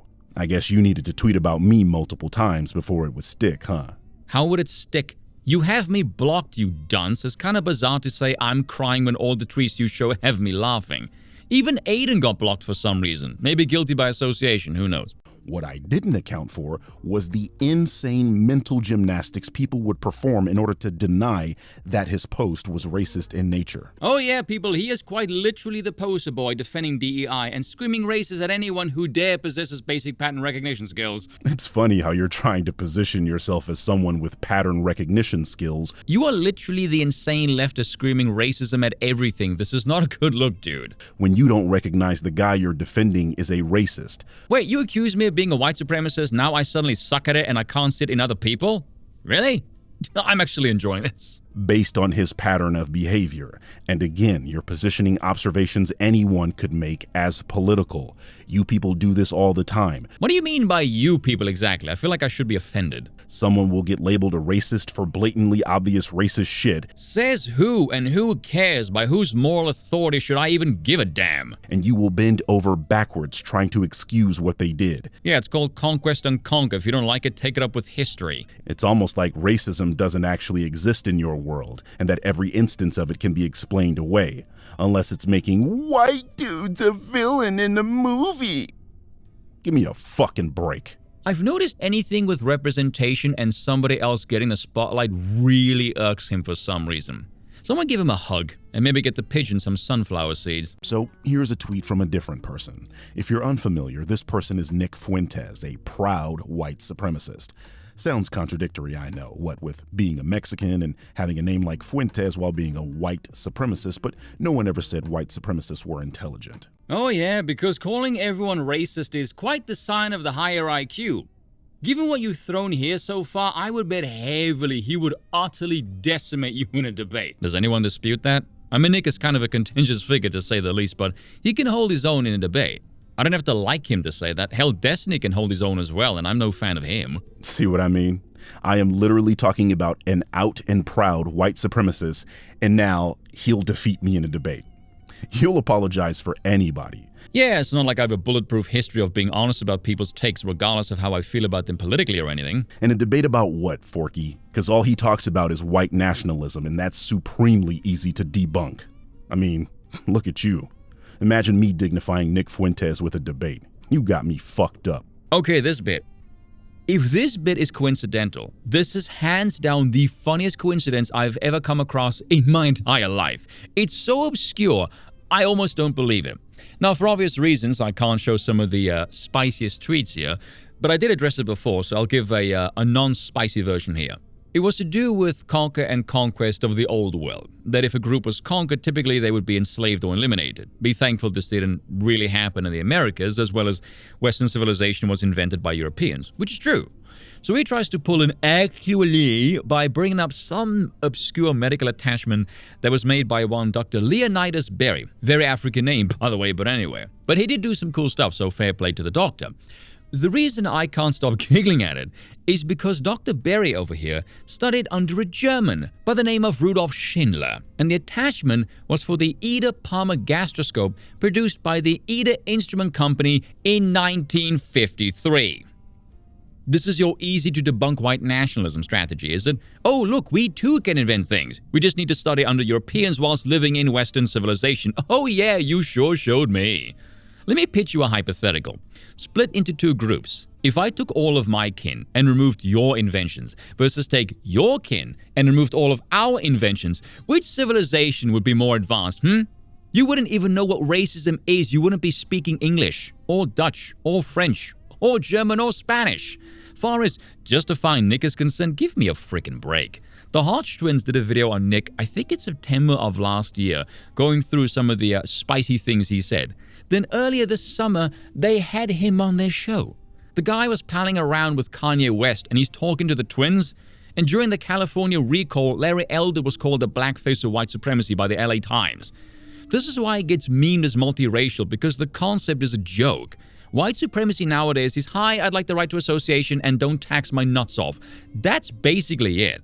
I would like to ask this one what he thinks is morally justifiable force in the preservation of one's culture and kin, but so far I have no evidence that he's capable of engaging in such a question, given that he can't even figure out what per capita means. But notice what he's trying to do here.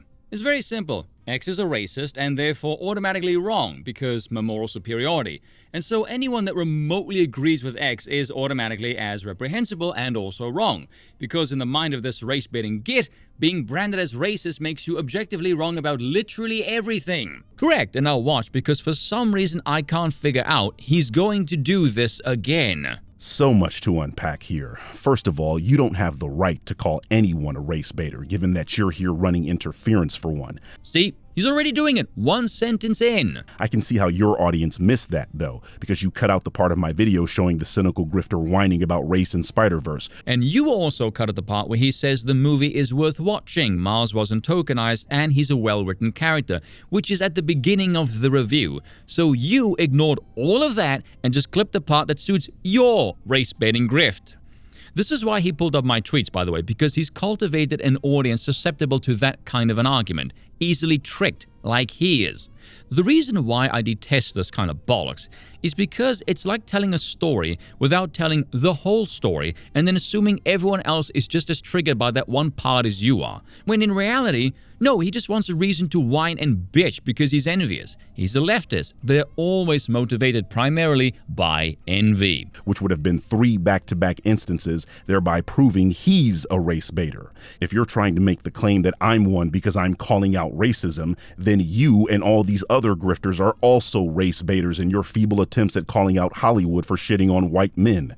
That street runs both ways, fruitcake. It's like dealing with a toddler, isn't it? Let's see if I can sum this up. It's the denigration of a superior masculine culture for an inferior feminine one. The denigration of the arts is just one aspect of civilization. Again, not that he would understand any of this. This is well over his head. You're literally here crying about what Hollywood is doing to white men. You don't know what literally means, do you? Between the two of us, I think it's fair to say the only one crying here is you. The pseudo-tough guy in the inane schoolyard bully jabs doesn't exactly scream stoic now, does it? Why does calling out racism only matter when you're doing it? So you are admitting there is discrimination against white men. Great, so Drinker is correct and you just destroy your entire grift by admitting this. Well done indeed. I can simply cut the video off here and be done with it. Now the question becomes, how do you expect them to react in the face of said discrimination? But of course he won't answer that. See, this is the problem with having a worldview that isn't based in reality, that when someone shows the falseness and you keep talking through it, you sound increasingly insane. And more than a bit dim-witted. Second, this is where it becomes obvious that you didn't understand my inclusion of the quote at the beginning of this video. No, we did. You're leftist and you want shock value. The rest of us who've seen this went, oh, it's another one of them. When you're outside the paradigm and you see this play over and over again, there's a certain expectation of behavior, which you've confirmed, by the way. That was me agreeing with an actual Nazi that his take about repeating a lie over and over is scientifically sound. No one ever said white supremacists were intelligent. Oh, fuck! Oh, the irony, seeing as that quote is commonly misattributed to Goebbels and he's repeating it here, is hilarious. Pretty sure he was a racist and he said something correct. It's funny how he can agree with Goebbels, but that doesn't make him a Nazi. Yet if anybody else espouses an opinion that coincides with someone else that he deems politically toxic, they're all definitely aligned. Curious that, huh? The literal beginning of my video has already debunked your dumbass talking point. How on earth is that debunking anything? This video is getting increasingly desperate and thinner the more it goes on. And finally, no, that's not what I was doing with the Nick Fuentes tweet. Oh yes, it most certainly was. I was showing that all the racists were shitting on that woman and that it wasn't an isolated event, that it was obvious what the problem with Will's tweet was when you look at all the people who were actually talking about that movie. You just showed me retweeting Will's take on character creation in video games. Why didn't you pick up that I'm showing this is how he grifts? Okay, let me try and explain this. It should be obvious by now this one is heavily indoctrinated and kind of nuts, yes? So he can't interface with anything heretical, and so he speaks as if he's only talking to his own clique. As a consequence, he can't figure out when someone else from outside the clique has pulled the veil and translated his tribe speak. And so he gets really, really mad. It's pretty funny. So for example, when he says grifter, it simply means anyone that doesn't agree with his worldview. So when he calls drinker that, the reaction is, yeah, whatever, no one cares. So because he has this heavily indoctrinated worldview, coupled with this obsessive faction war tunnel vision, he can't view reality objectively. Add to that this pathological hatred of drinker then, his mind has been purged of any capacity to understand gradients. So what he will do is assume any fan of drinker has a devotion as gnarly and intense as his hatred, which is why he gets this emotionally invested and angry at all of this. Look at his tweet, the attosecond this became controversial. You know what this tweet was in reference to? This. As if this was going to be anything but controversial. I simply read the tweet, looked at the traits that he described and went, yeah, this is either the people who will play this garbage or who made the garbage, and went on with my day. It's rather funny to call Drinker a grifter for this, but he's the one rage betting, but anyway. He jumps into a topic that is controversial with very little knowledge because he intends to create rage bait. Oh, the irony. Maybe I'm just less sensitive, very likely a possibility. You are terrible at this, my dude. That's just projection, go away. The point is, doesn't this tweet seem to be placing emphasis on a specific character in the Minecraft movie? Or, if you weren't as blind as a mole rat, you would recognize it's indicative of political pandering, and therefore is bound to appeal to virtually no one. Right, because the white supremacist incel Nick Fuentes is tweeting about pandering in movies and not the obvious black woman that he singled out in his tweet. He's just gonna keep proving my point, isn't he? Totally ignores the pandering reality and the fact that this doesn't sell and goes straight for the politics of the one composing the tweet. This is exactly what I'm talking about. Obvious and blatant racism from a proud racist, and you still try to make excuses for it. This is why your defense of Drinker is meaningless, because you will literally defend Nick Fuentes. Your shamelessness knows zero bounds. Now hold that thought, because he's gonna keep doubling down still. I mean, now that I've told you this person is a white supremacist, it's obvious what his issue is, isn't it? See? What I tell you. In his mind, those who he brands as racist cannot be objectively correct about anything. The tweet said, "Are you fucking kidding me?" See? I've never seen anything like this in my life, by the way. We're basically watching an indoctrinated patient banging on the glass case, screaming into the ether. Again, very creepy. What the fuck is objectively correct about that, you moron? Do you know what objective means? I do. Watch. I'll use it in a sentence. You're objectively an indoctrinated leftist. See? He expresses a subjective opinion, and you claim it was objective. I mean, that's literally what you're doing here. You're claiming his subjective opinion is objectively racist.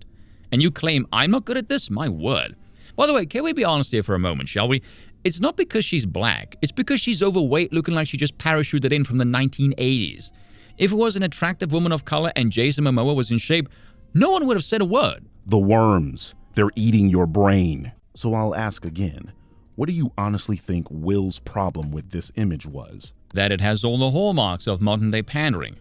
If we beat this dead horse any harder, we're gonna have a makeshift glue factory over here. Do you really believe he's this upset about Jason Momoa's character here?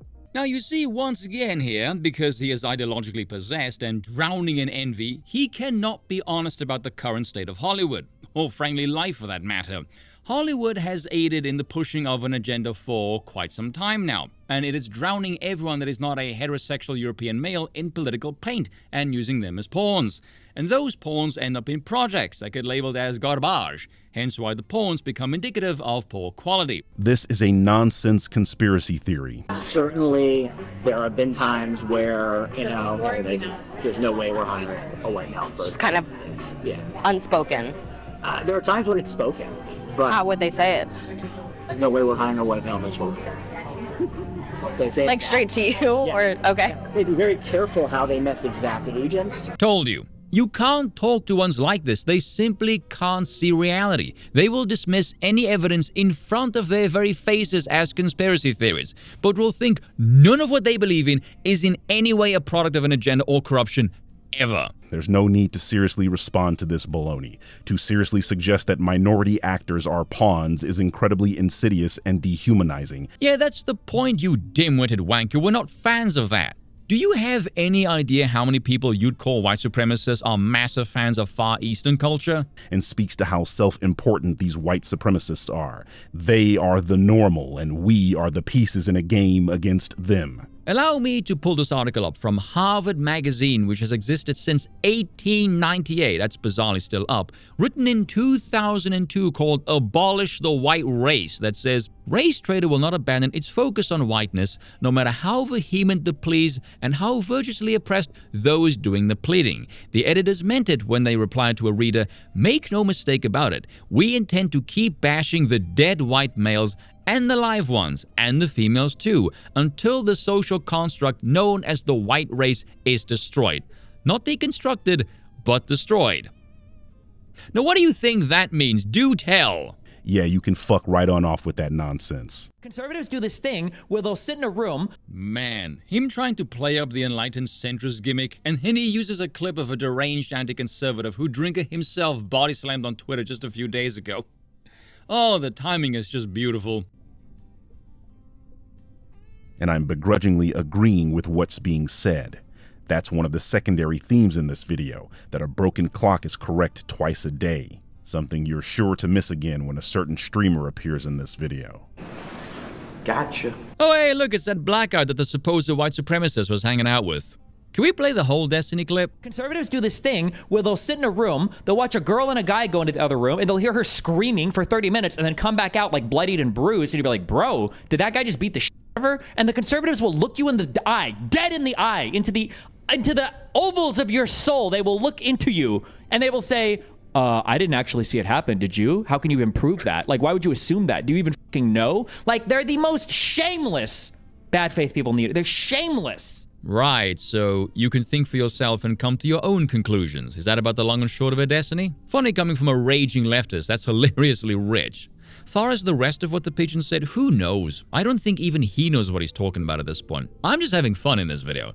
Although editing this all together is going to be hell. One of the tactics of grifters and their parrots is to attempt to maintain an air of plausible deniability, so that when they are criticized for their bigotry, they can hide behind deflections. I do wonder what your deflection would be, given that I proved that you blatantly lied earlier, as you knowingly took footage from Drinker's Kong trailer video and attempted to pass it off as a full movie review. And now we're just blatantly lying, huh? Not really, no. You claim his observations are hilariously wrong, your words by the way. Meanwhile, you were privy to information that he was not. Not telling the audience where this comes from then, as you berate him for being incorrect when there's no way he could have known, makes you look dishonest. And an ass. Why didn't you tell your audience it comes from the trailer? You lie by omission. I know you'll try and spin this for your lemming-like audience who will no doubt eat the slop, but to everybody else, nah, you're bollocks. I would ask where anyone said that was a full review, but then again, you can barely understand quotes.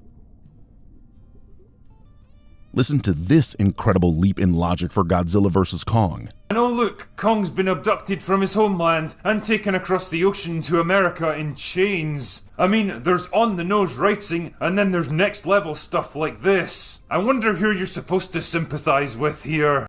Yes, Drinker just called African slaves apes and tried to frame it as the screenwriters doing so. That, my children, is what we in the English-speaking world call projection. And like almost every observation this guy makes, it's hilariously wrong. They're not even taking Kong to America. They're going to Antarctica in this scene. Right there, that would be the moment where it's implied. I've watched enough of Drinker's reviews to know he wouldn't lie about something this trivial. There's no reason for him to do so, hence why I went to go watch his review of the film. When it wasn't there, I had to go look at what other content featuring Kong he made. And then I found out that it was in the trailer. And I thought, why would you pinch this from the trailer? Oh wait, he's a cheap race bait and this is his bread and butter. It's a scummy move, no more, no less. Why would you even try to defend this? It just makes you look desperate and morally reprehensible. So not only did he get the scene wrong, he saw racial themes in a film where there are none because his brain immediately goes to black people when he sees an ape in chains. So that was a fucking lie. In short, these people try to use examples that match or are similar to the identity of a group that they regularly target to pretend they are not prejudiced against that group. In political discourse, this is probably more well known as, "But I have black friends." We know that doesn't actually work as a defense because we have actual history of slave owners falling in love with their slaves and that male sexists still love their female family members. Didn't think you could possibly hemorrhage any more brain cells, but it's the second time you brought up slavery. And actually, yes it does. Coincidentally, I did a video about— Who gives a shit? Let's keep going. Why I do, you cheap clipping ass. Roll the damn clip. And actually, yes it does. Coincidentally, I did a video about this just recently. How yes, having one black friend does indeed make you not racist. But hey, I'll reduce it for you even further. Do you like everyone? No. There's certain things you don't want in friends and or people around you. Certain behaviors and traits. It's called having preferences. And let's say certain groups have more of those traits more often, and so you will dislike their group more often. And if you happen to find someone of their group that doesn't possess any of those traits, you would very likely get along with them. You might even become friends. You can make everyone the same race, that same prejudice will still remain because it was never based on race to begin with. Oh wow, would you look at that. Logic and reason. It's no wonder you clipped that out of the video. It irks your feminine sensibilities. But when you have sustained and consistent campaigns against certain groups of people, it's entirely reasonable to suggest you have a dislike for those groups. So, can I play the clips of the media again, or do you only listen to the worldview that suits your agenda? I think if this video is anything to go by, that question has been answered quite well. Well, one is real, and the other is a conspiracy theory with no evidence to back it up. AKA, I won't look at anything that contradicts my dogma as I'm drowning in cognitive dissonance. You know, you really should use this avatar instead of Blanca. I could have put it in the video much like you did, but I don't want to be accused of culturally appropriating petty cringe. Only your feelings. You tell me which one I should take seriously, dipshit. You do know swearing doesn't make you seem tough, yes? More rattled, like a petty, insecure dork, and dare I say, stereotypical. Her triumph was cemented when the king and queen chose her to play a soldier, fighting amongst the stars themselves. Her fame was growing fast, but sadly, so was her list of enemies. This is a flip-flop so insane, it could put Crocs and Birkenstock out of business. So far, you've shown you're incapable of understanding the political landscape, the media landscape, pattern recognition, basic psychology, how math works, and you've engaged in shamelessly dishonest behavior, all in order to pin a false narrative of drinker. So I'm looking forward to seeing how you screw this one up. You people just say things. If all of that were true, you would have shown it by now. We have, and that laugh isn't fooling anyone, kid. He hasn't debunked any of those things, by the way. Hell, he's not only confirmed them, he's added and doubled down on them. So far, all you've been able to do is get upset I call actual racists what they are, and tell us that you're a conspiracy theorist that relies on quotes that are immediately debunked by actually watching movies, something you people don't even do. I asked you a while ago, when is this gonna get good? Do I need to address that? Because his defense is pretty appalling. Unfortunately, she began to ruffle feathers behind the scenes at Disney Lucasfilm by refusing to spout the same politically acceptable talking points as everyone else at the company, and even dared to express some conservative political views at times. He spoke about this person like she was a dog, outright saying she can't even act, but as soon as she spouts nonsense and conspiracy theories and gets fired for her troubles, he's writing poems and puff pieces. But for the life of me, I'll never understand why they cast Gina Carano. I mean, she's big and burly, and she obviously knows what she's doing when it comes to the fight scenes, but she's a fucking cage fighter, not an actor. Watching her trying to emote is almost as painful as watching Brie Larson trying to be funny. This man is shameless. If it isn't obvious by now, he has a clear political agenda, and this colors his work. Before he knew she shared political opinions that align with his grift, she was a girl boss, only here to promote Kathleen Kennedy's woke agenda, and shouldn't have even been cast. But now, she's a shield he can use to deflect criticism about his obvious disdain for strong female characters. What in the holy hell are you talking about, you absolute moron? The only one here with a hard-on for pushing a political agenda is you. Stop. Just stop, man. This is only working on people that are susceptible to this brand of grift. I know you are, but what am I? I just showed irrefutable evidence that he flip-flopped on her after she revealed she's a right-winger, but I'm the one pushing a political agenda. By showing what he did. By playing the words he spoke with his own mouth. You're a joke. This is laughable.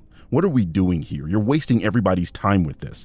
You said you were going to defend Drinker. Now do that. Attacking my imagined politics is not defending this man's behavior. It's looking more like a deflection. It's like listening to a spastic trying to circle the square in verbal form. Believe it or not, I don't enjoy simply calling everyone else stupid, but my word, these attempts at takedowns are embarrassingly poor. You sound like every race-baiting git on legacy media. You're one cocktail away from whistling white supremacy. Who are you friggin' kidding here? I've come to realize he does that sober. First off, not that it matters. The clip there was from Drinker's first review that he did on The Mandalorian, which was in January of 2020. The review for Season 2, December of 2020. The Girl Who Wouldn't Back Down, February of 2021. Geez, I wonder if the second season might have endeared her character more. There's no way you're trying to spin this as Drinker grew to like her character. You know how you said earlier you should try watching a video in its entirety before you respond? Yeah, you should really try doing that about now.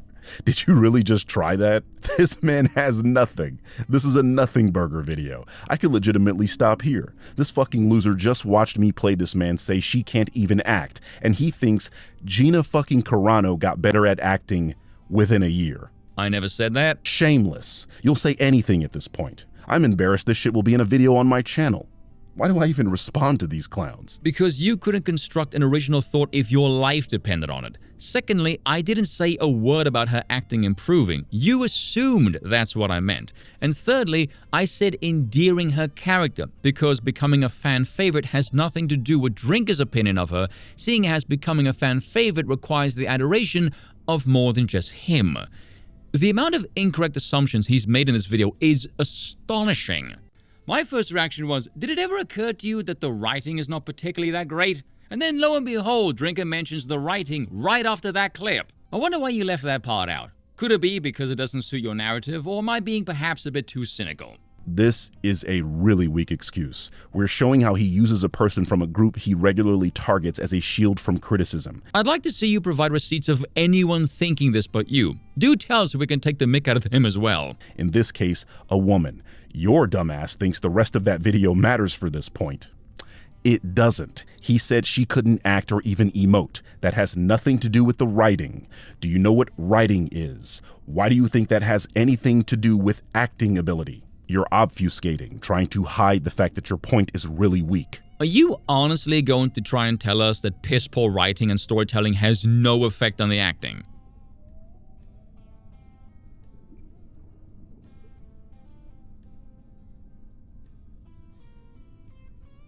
I literally cannot comprehend this perspective. Yeah, I don't know what to say to that either. But thinking Gina can't act has nothing to do with whether or not he likes her as a person. Yeah, we know he likes her as a person.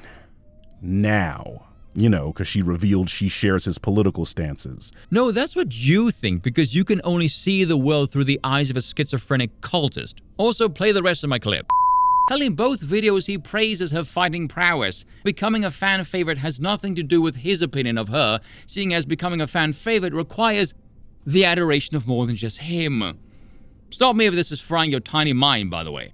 His praising of Gina was for her giving Disney the middle finger given how they were treating her. Again, nothing to do with her acting or how he personally feels about her, or her politics. And how does any of this deflect his apparent disdain for strong female characters?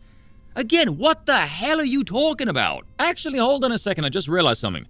You said that Drinker does not like women, but then he will change his opinion when he hears their politics. Put two and two together there, dumbass. Damn, I do love being right. You people will cozy up to the worst people imaginable if they happen to think similarly to you. This is not at all surprising. Yeah, that's literally the basis for social cohesion in any civilization. Not that you would understand this, of course. If this video is anything to go by, civility tends to be a European thing. You missed the point being made, that he didn't want her in the show in the first place, but the moment she revealed she's right-wing, he's campaigning for her to be in a show he didn't want her in. There's no evidence for any of this. He's pulling all of this from, but for the life of me, I'll never understand why they cast Gina Carano, a single tweet, and then failing to understand how someone becomes popular after giving an unpopular corporation a giant middle finger. Secondly, let's look at some facts here, shall we? Big Bird over here claims it was her politics. Really? The tweets of Gina that Drinker shared in his video, September of 2020. The tweet from Drinker that he pulled up, August of 2020, before Gina said anything. The Girl Who Wouldn't Back Down video, February of 2021, after a second season of The Mandalorian, which would give the fans more time to appreciate and warm to her character. Swing and a miss! Once again, the European men are the honest ones and naturally doing all the work. Had she been a leftist, he would be celebrating her getting fired. You know, like you people always do when a show you've been targeting gets canceled or a movie you wanted to fail flops. Let's move on. He's legit attacking a strawman that exists only in his head, isn't he? You people and grifter in his lexicon are synonymous with people who irk my politics. Very transparent. Speaking of agendas, the Barbie movie and his subsequent analysis evaporated any hope I had left for this man's integrity. Listen to how he sums up the marketing of the film and then his reading of the actual film's release.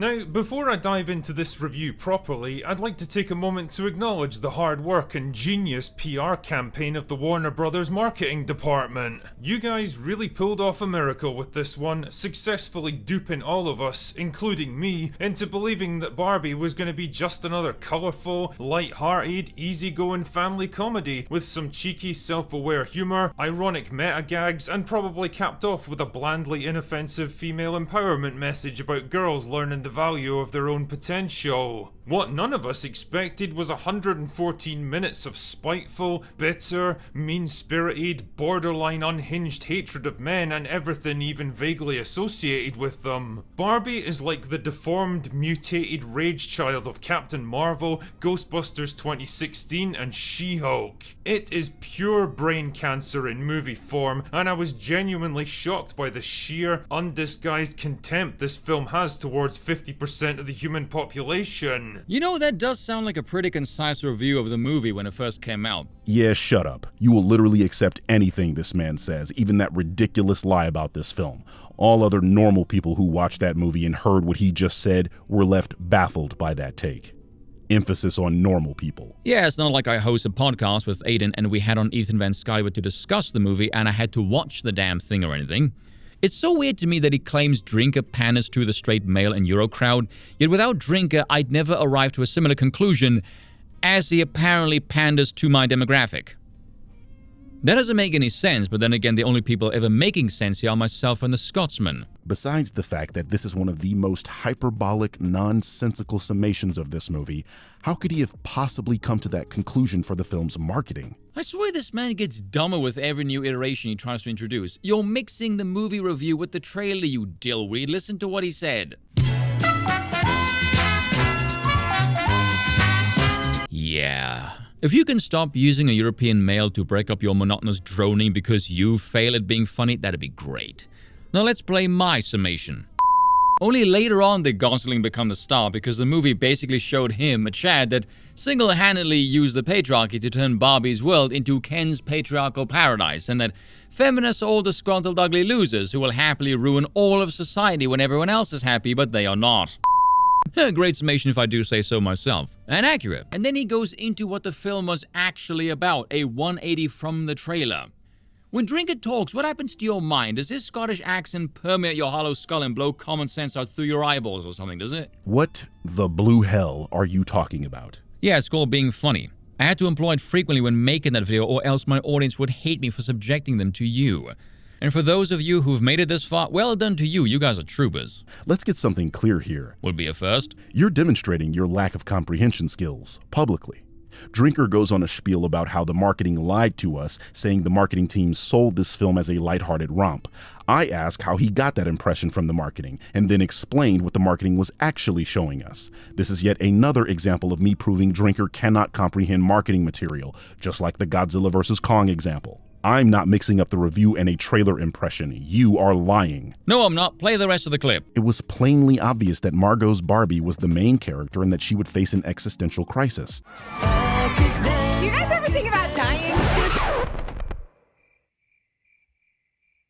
On top of that, they show Barbie's feet going flat, suggesting that the film would be clearly feminist in nature, as feminists have been arguing against heels for decades. Damn near every comment you make, I'm scratching my head going, how the hell did he get to that? The marketing material also shows Barbie entering the real world and experiencing sexual assault, and I can only conclude that Drinker's media literacy is questionable at best. Yeah, because sexual harassment is quite the common theme for a movie centered around a children's play doll. Once again demonstrating that you're not getting the point. I'm starting to get the impression whenever he says the point, I'm just one puffling his, because it's absurd and he does not handle humor very well. Drinker thought the film would be all lollipops and rainbows, and the marketing material clearly showed us that wouldn't be the case. That's the point being made here, you simpleton, that he can't keep up with movie trailers like you can't keep up with this video. Adorable. Now play the rest of the clip. Listen here, pal, if you're gonna pay that close attention to a trailer for feminist messaging, most people are gonna think you have a foot fetish. And the fact that he didn't play that clip makes me believe he does indeed have a foot fetish. To belabor this point, he's been caught changing the titles of his videos after a media property releases to hide his terrible perception of marketing material. And your evidence for this is what exactly? No, I think that's your delusional conclusion because you are trying to spin a narrative about the guy and you're failing miserably at it. He asks for evidence while the evidence is on the fucking screen. You can't make this shit up. Yeah, that's evidence of the action, not the motive, you pleb.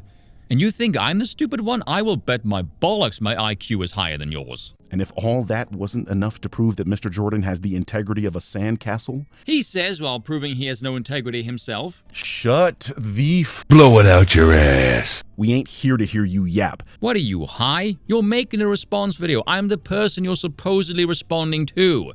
Without me, you wouldn't be making this damn video. My word, you really are a schizophrenic. Your interjections are incredibly pointless and they're not hiding the fact that you can't understand what I'm saying. No, we understand what you're saying because you're a dime a dozen leftists with talking points like you guzzle the mainstream media. They're only highlighting it. On one of Drinker's live streams, he attributed a false quote to Isabella Merced about the failure of Madame Web. Some of the stars of the film have got theories about why that is, and one of them is right here. Isabella Merced? Is that the word? Merced? Sure. Yep. She said it failed for one simple reason.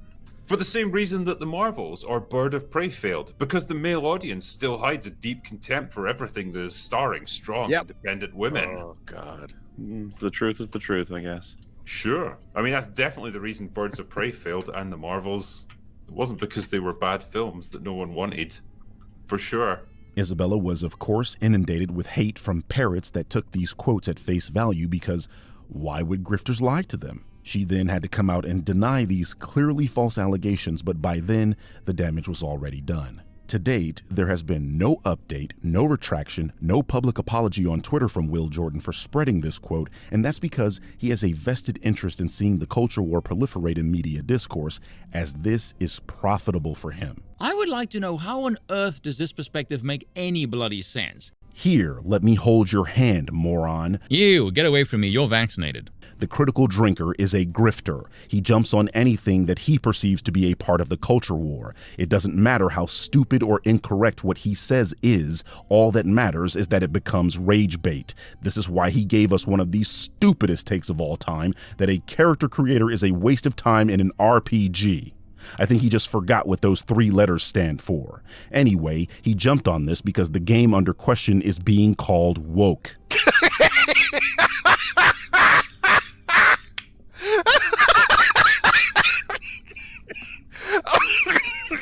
Fuck. And you think it isn't? Just look at it. I mean, not for too long, obviously. It will haunt your soul. Are you starting to understand yet? I understand if he's rage baiting, you're choosing to take the bait and becoming enraged, and I think that's hilarious. One man's rage bait is another man's comedy. This is why he did what he did to Isabella and hasn't published a retraction. It doesn't matter to him if the take is wrong or just outright stupid. As long as it garners clicks, that's all he's after. Like you when you make 5 million videos about CinemaSins. At least Drinker's content features variety, much like mine. You do the same shit, so you're clearly playing stupid right now, as if we can't all see through the act. Someone fetch him some sunflower seeds. It's nearing the end of the video and he's rather hangry. Notice, I do, constantly.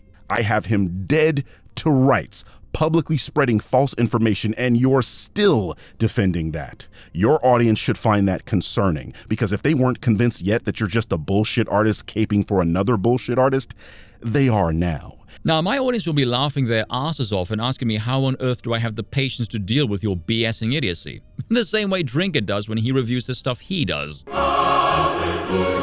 Any rational person watching this is realizing at this point that you're not objective here, and that you'll agree with the Drinker if he said the sky was green simply because he's on your side. Anyone that watches this video will conclude you're still very dishonest, hypocritical, will double down when called out on it, don't research things very well at all, and assume so much your ass can be used as a defensive substitute for Israel's Iron Dome. You know, exactly what the Drinker did when Gina Carano came out of the right-wing closet. Anybody else find it funny he's calling Gina right-wing with a post that says they don't like it when your authenticity is louder than their facade? You can't make this stuff up. You claim Drinker is outspoken against the mainstream Hollywood consensus. Who exactly is funding him, watching his content?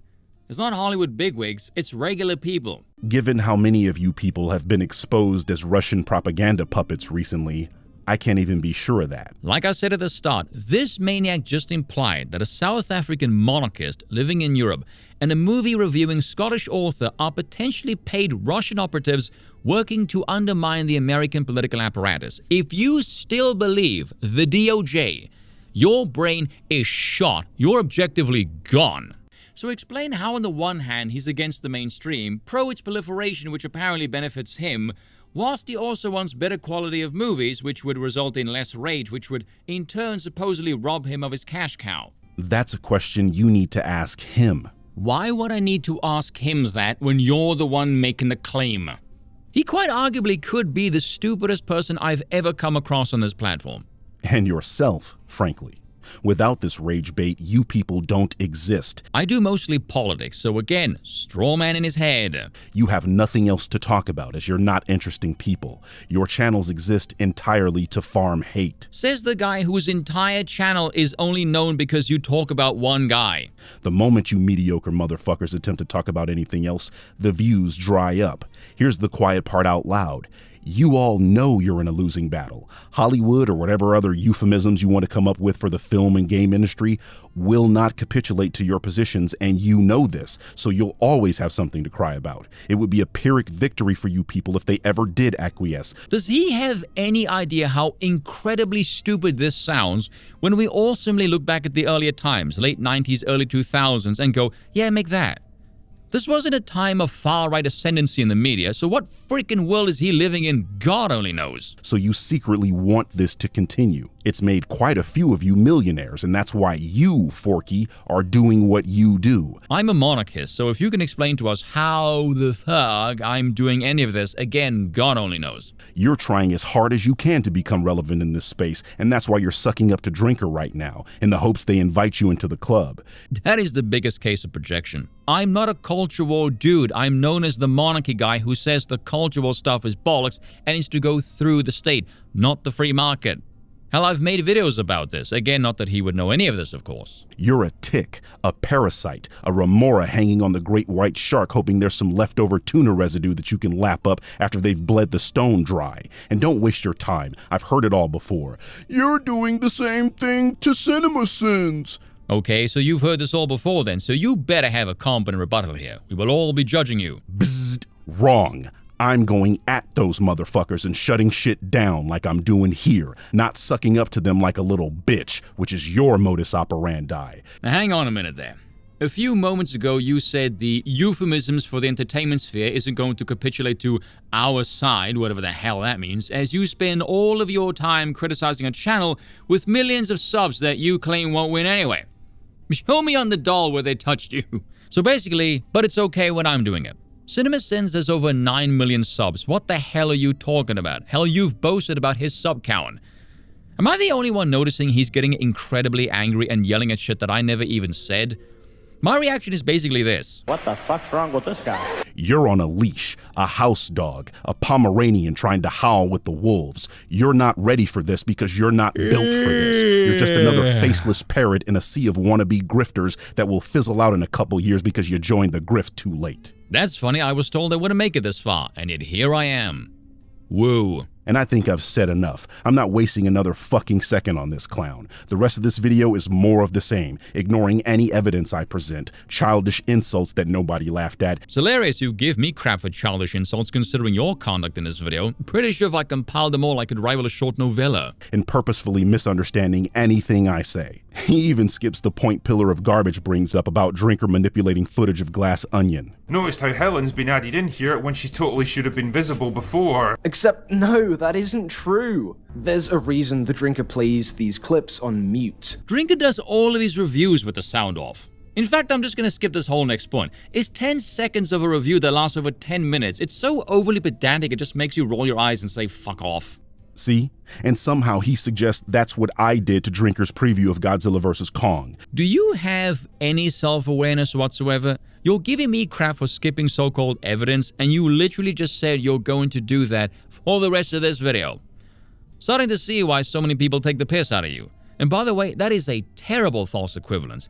I'm telling you why I'm skipping it. It's 10 seconds out of an 11-minute review that shows bugger all, whereas you deliberately mislead people, lying by omission. And lastly, anyone who knows me well knows I refuse to acknowledge anything said by anyone who has pronouns in their bio as legitimate.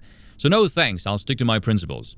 You know principles, right? Well, maybe not, because it's that thing that you don't have. Which is a blatant lie, because the point of that wasn't to suggest he'd already seen the movie, but that he was equating black people with apes. So what's the point? That's not even the reason I pulled up the clip.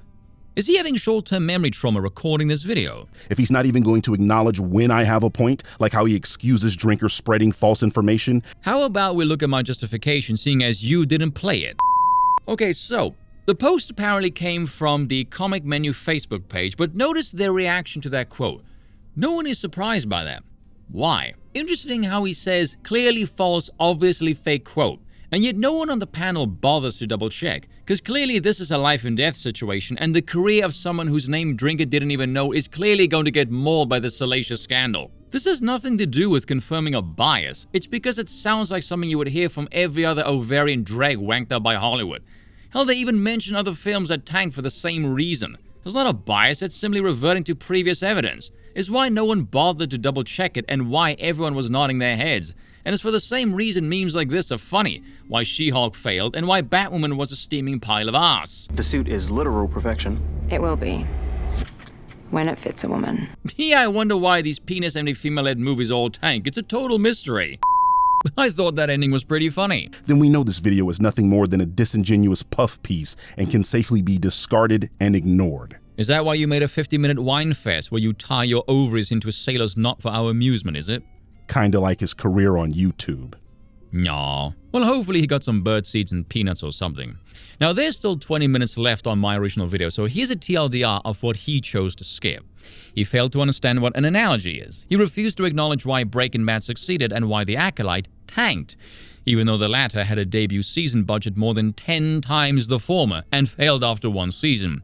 He whined about representation in this video, yet called Kangman Lee anti-black for wanting an Asian protagonist in the next Assassin's Creed game, which is set in feudal Japan. That to me was one of the stupidest things I've ever heard on this platform, by the way. He still failed to understand political pandering is off-putting to the audience or why certain things don't sell. Conveniently, also skipped the part where I said he's driven by emotion and reasons like a woman. I think this video proved that part still holds water. He failed to address the concept of not wanting politics in your escapism does not make one right-wing, merely fed up and wanting it to bug off. He failed to address how Drinker is pushing a political agenda, yet simultaneously is puzzled by why he's not speaking about art pieces from other nations where the apparent agenda pushing wouldn't have any weight, or how Drinker is pushing for better quality movies, but also wants to keep his rage-betting cash cow. And lastly, failed to understand there's a different standard for reviewing a TV show versus a film. And the last of it was him polishing his bruised ego. My word, this will probably be the longest video I will ever do. How do I end this? Drinker? Anyway, that's all I've got for today. Go away now.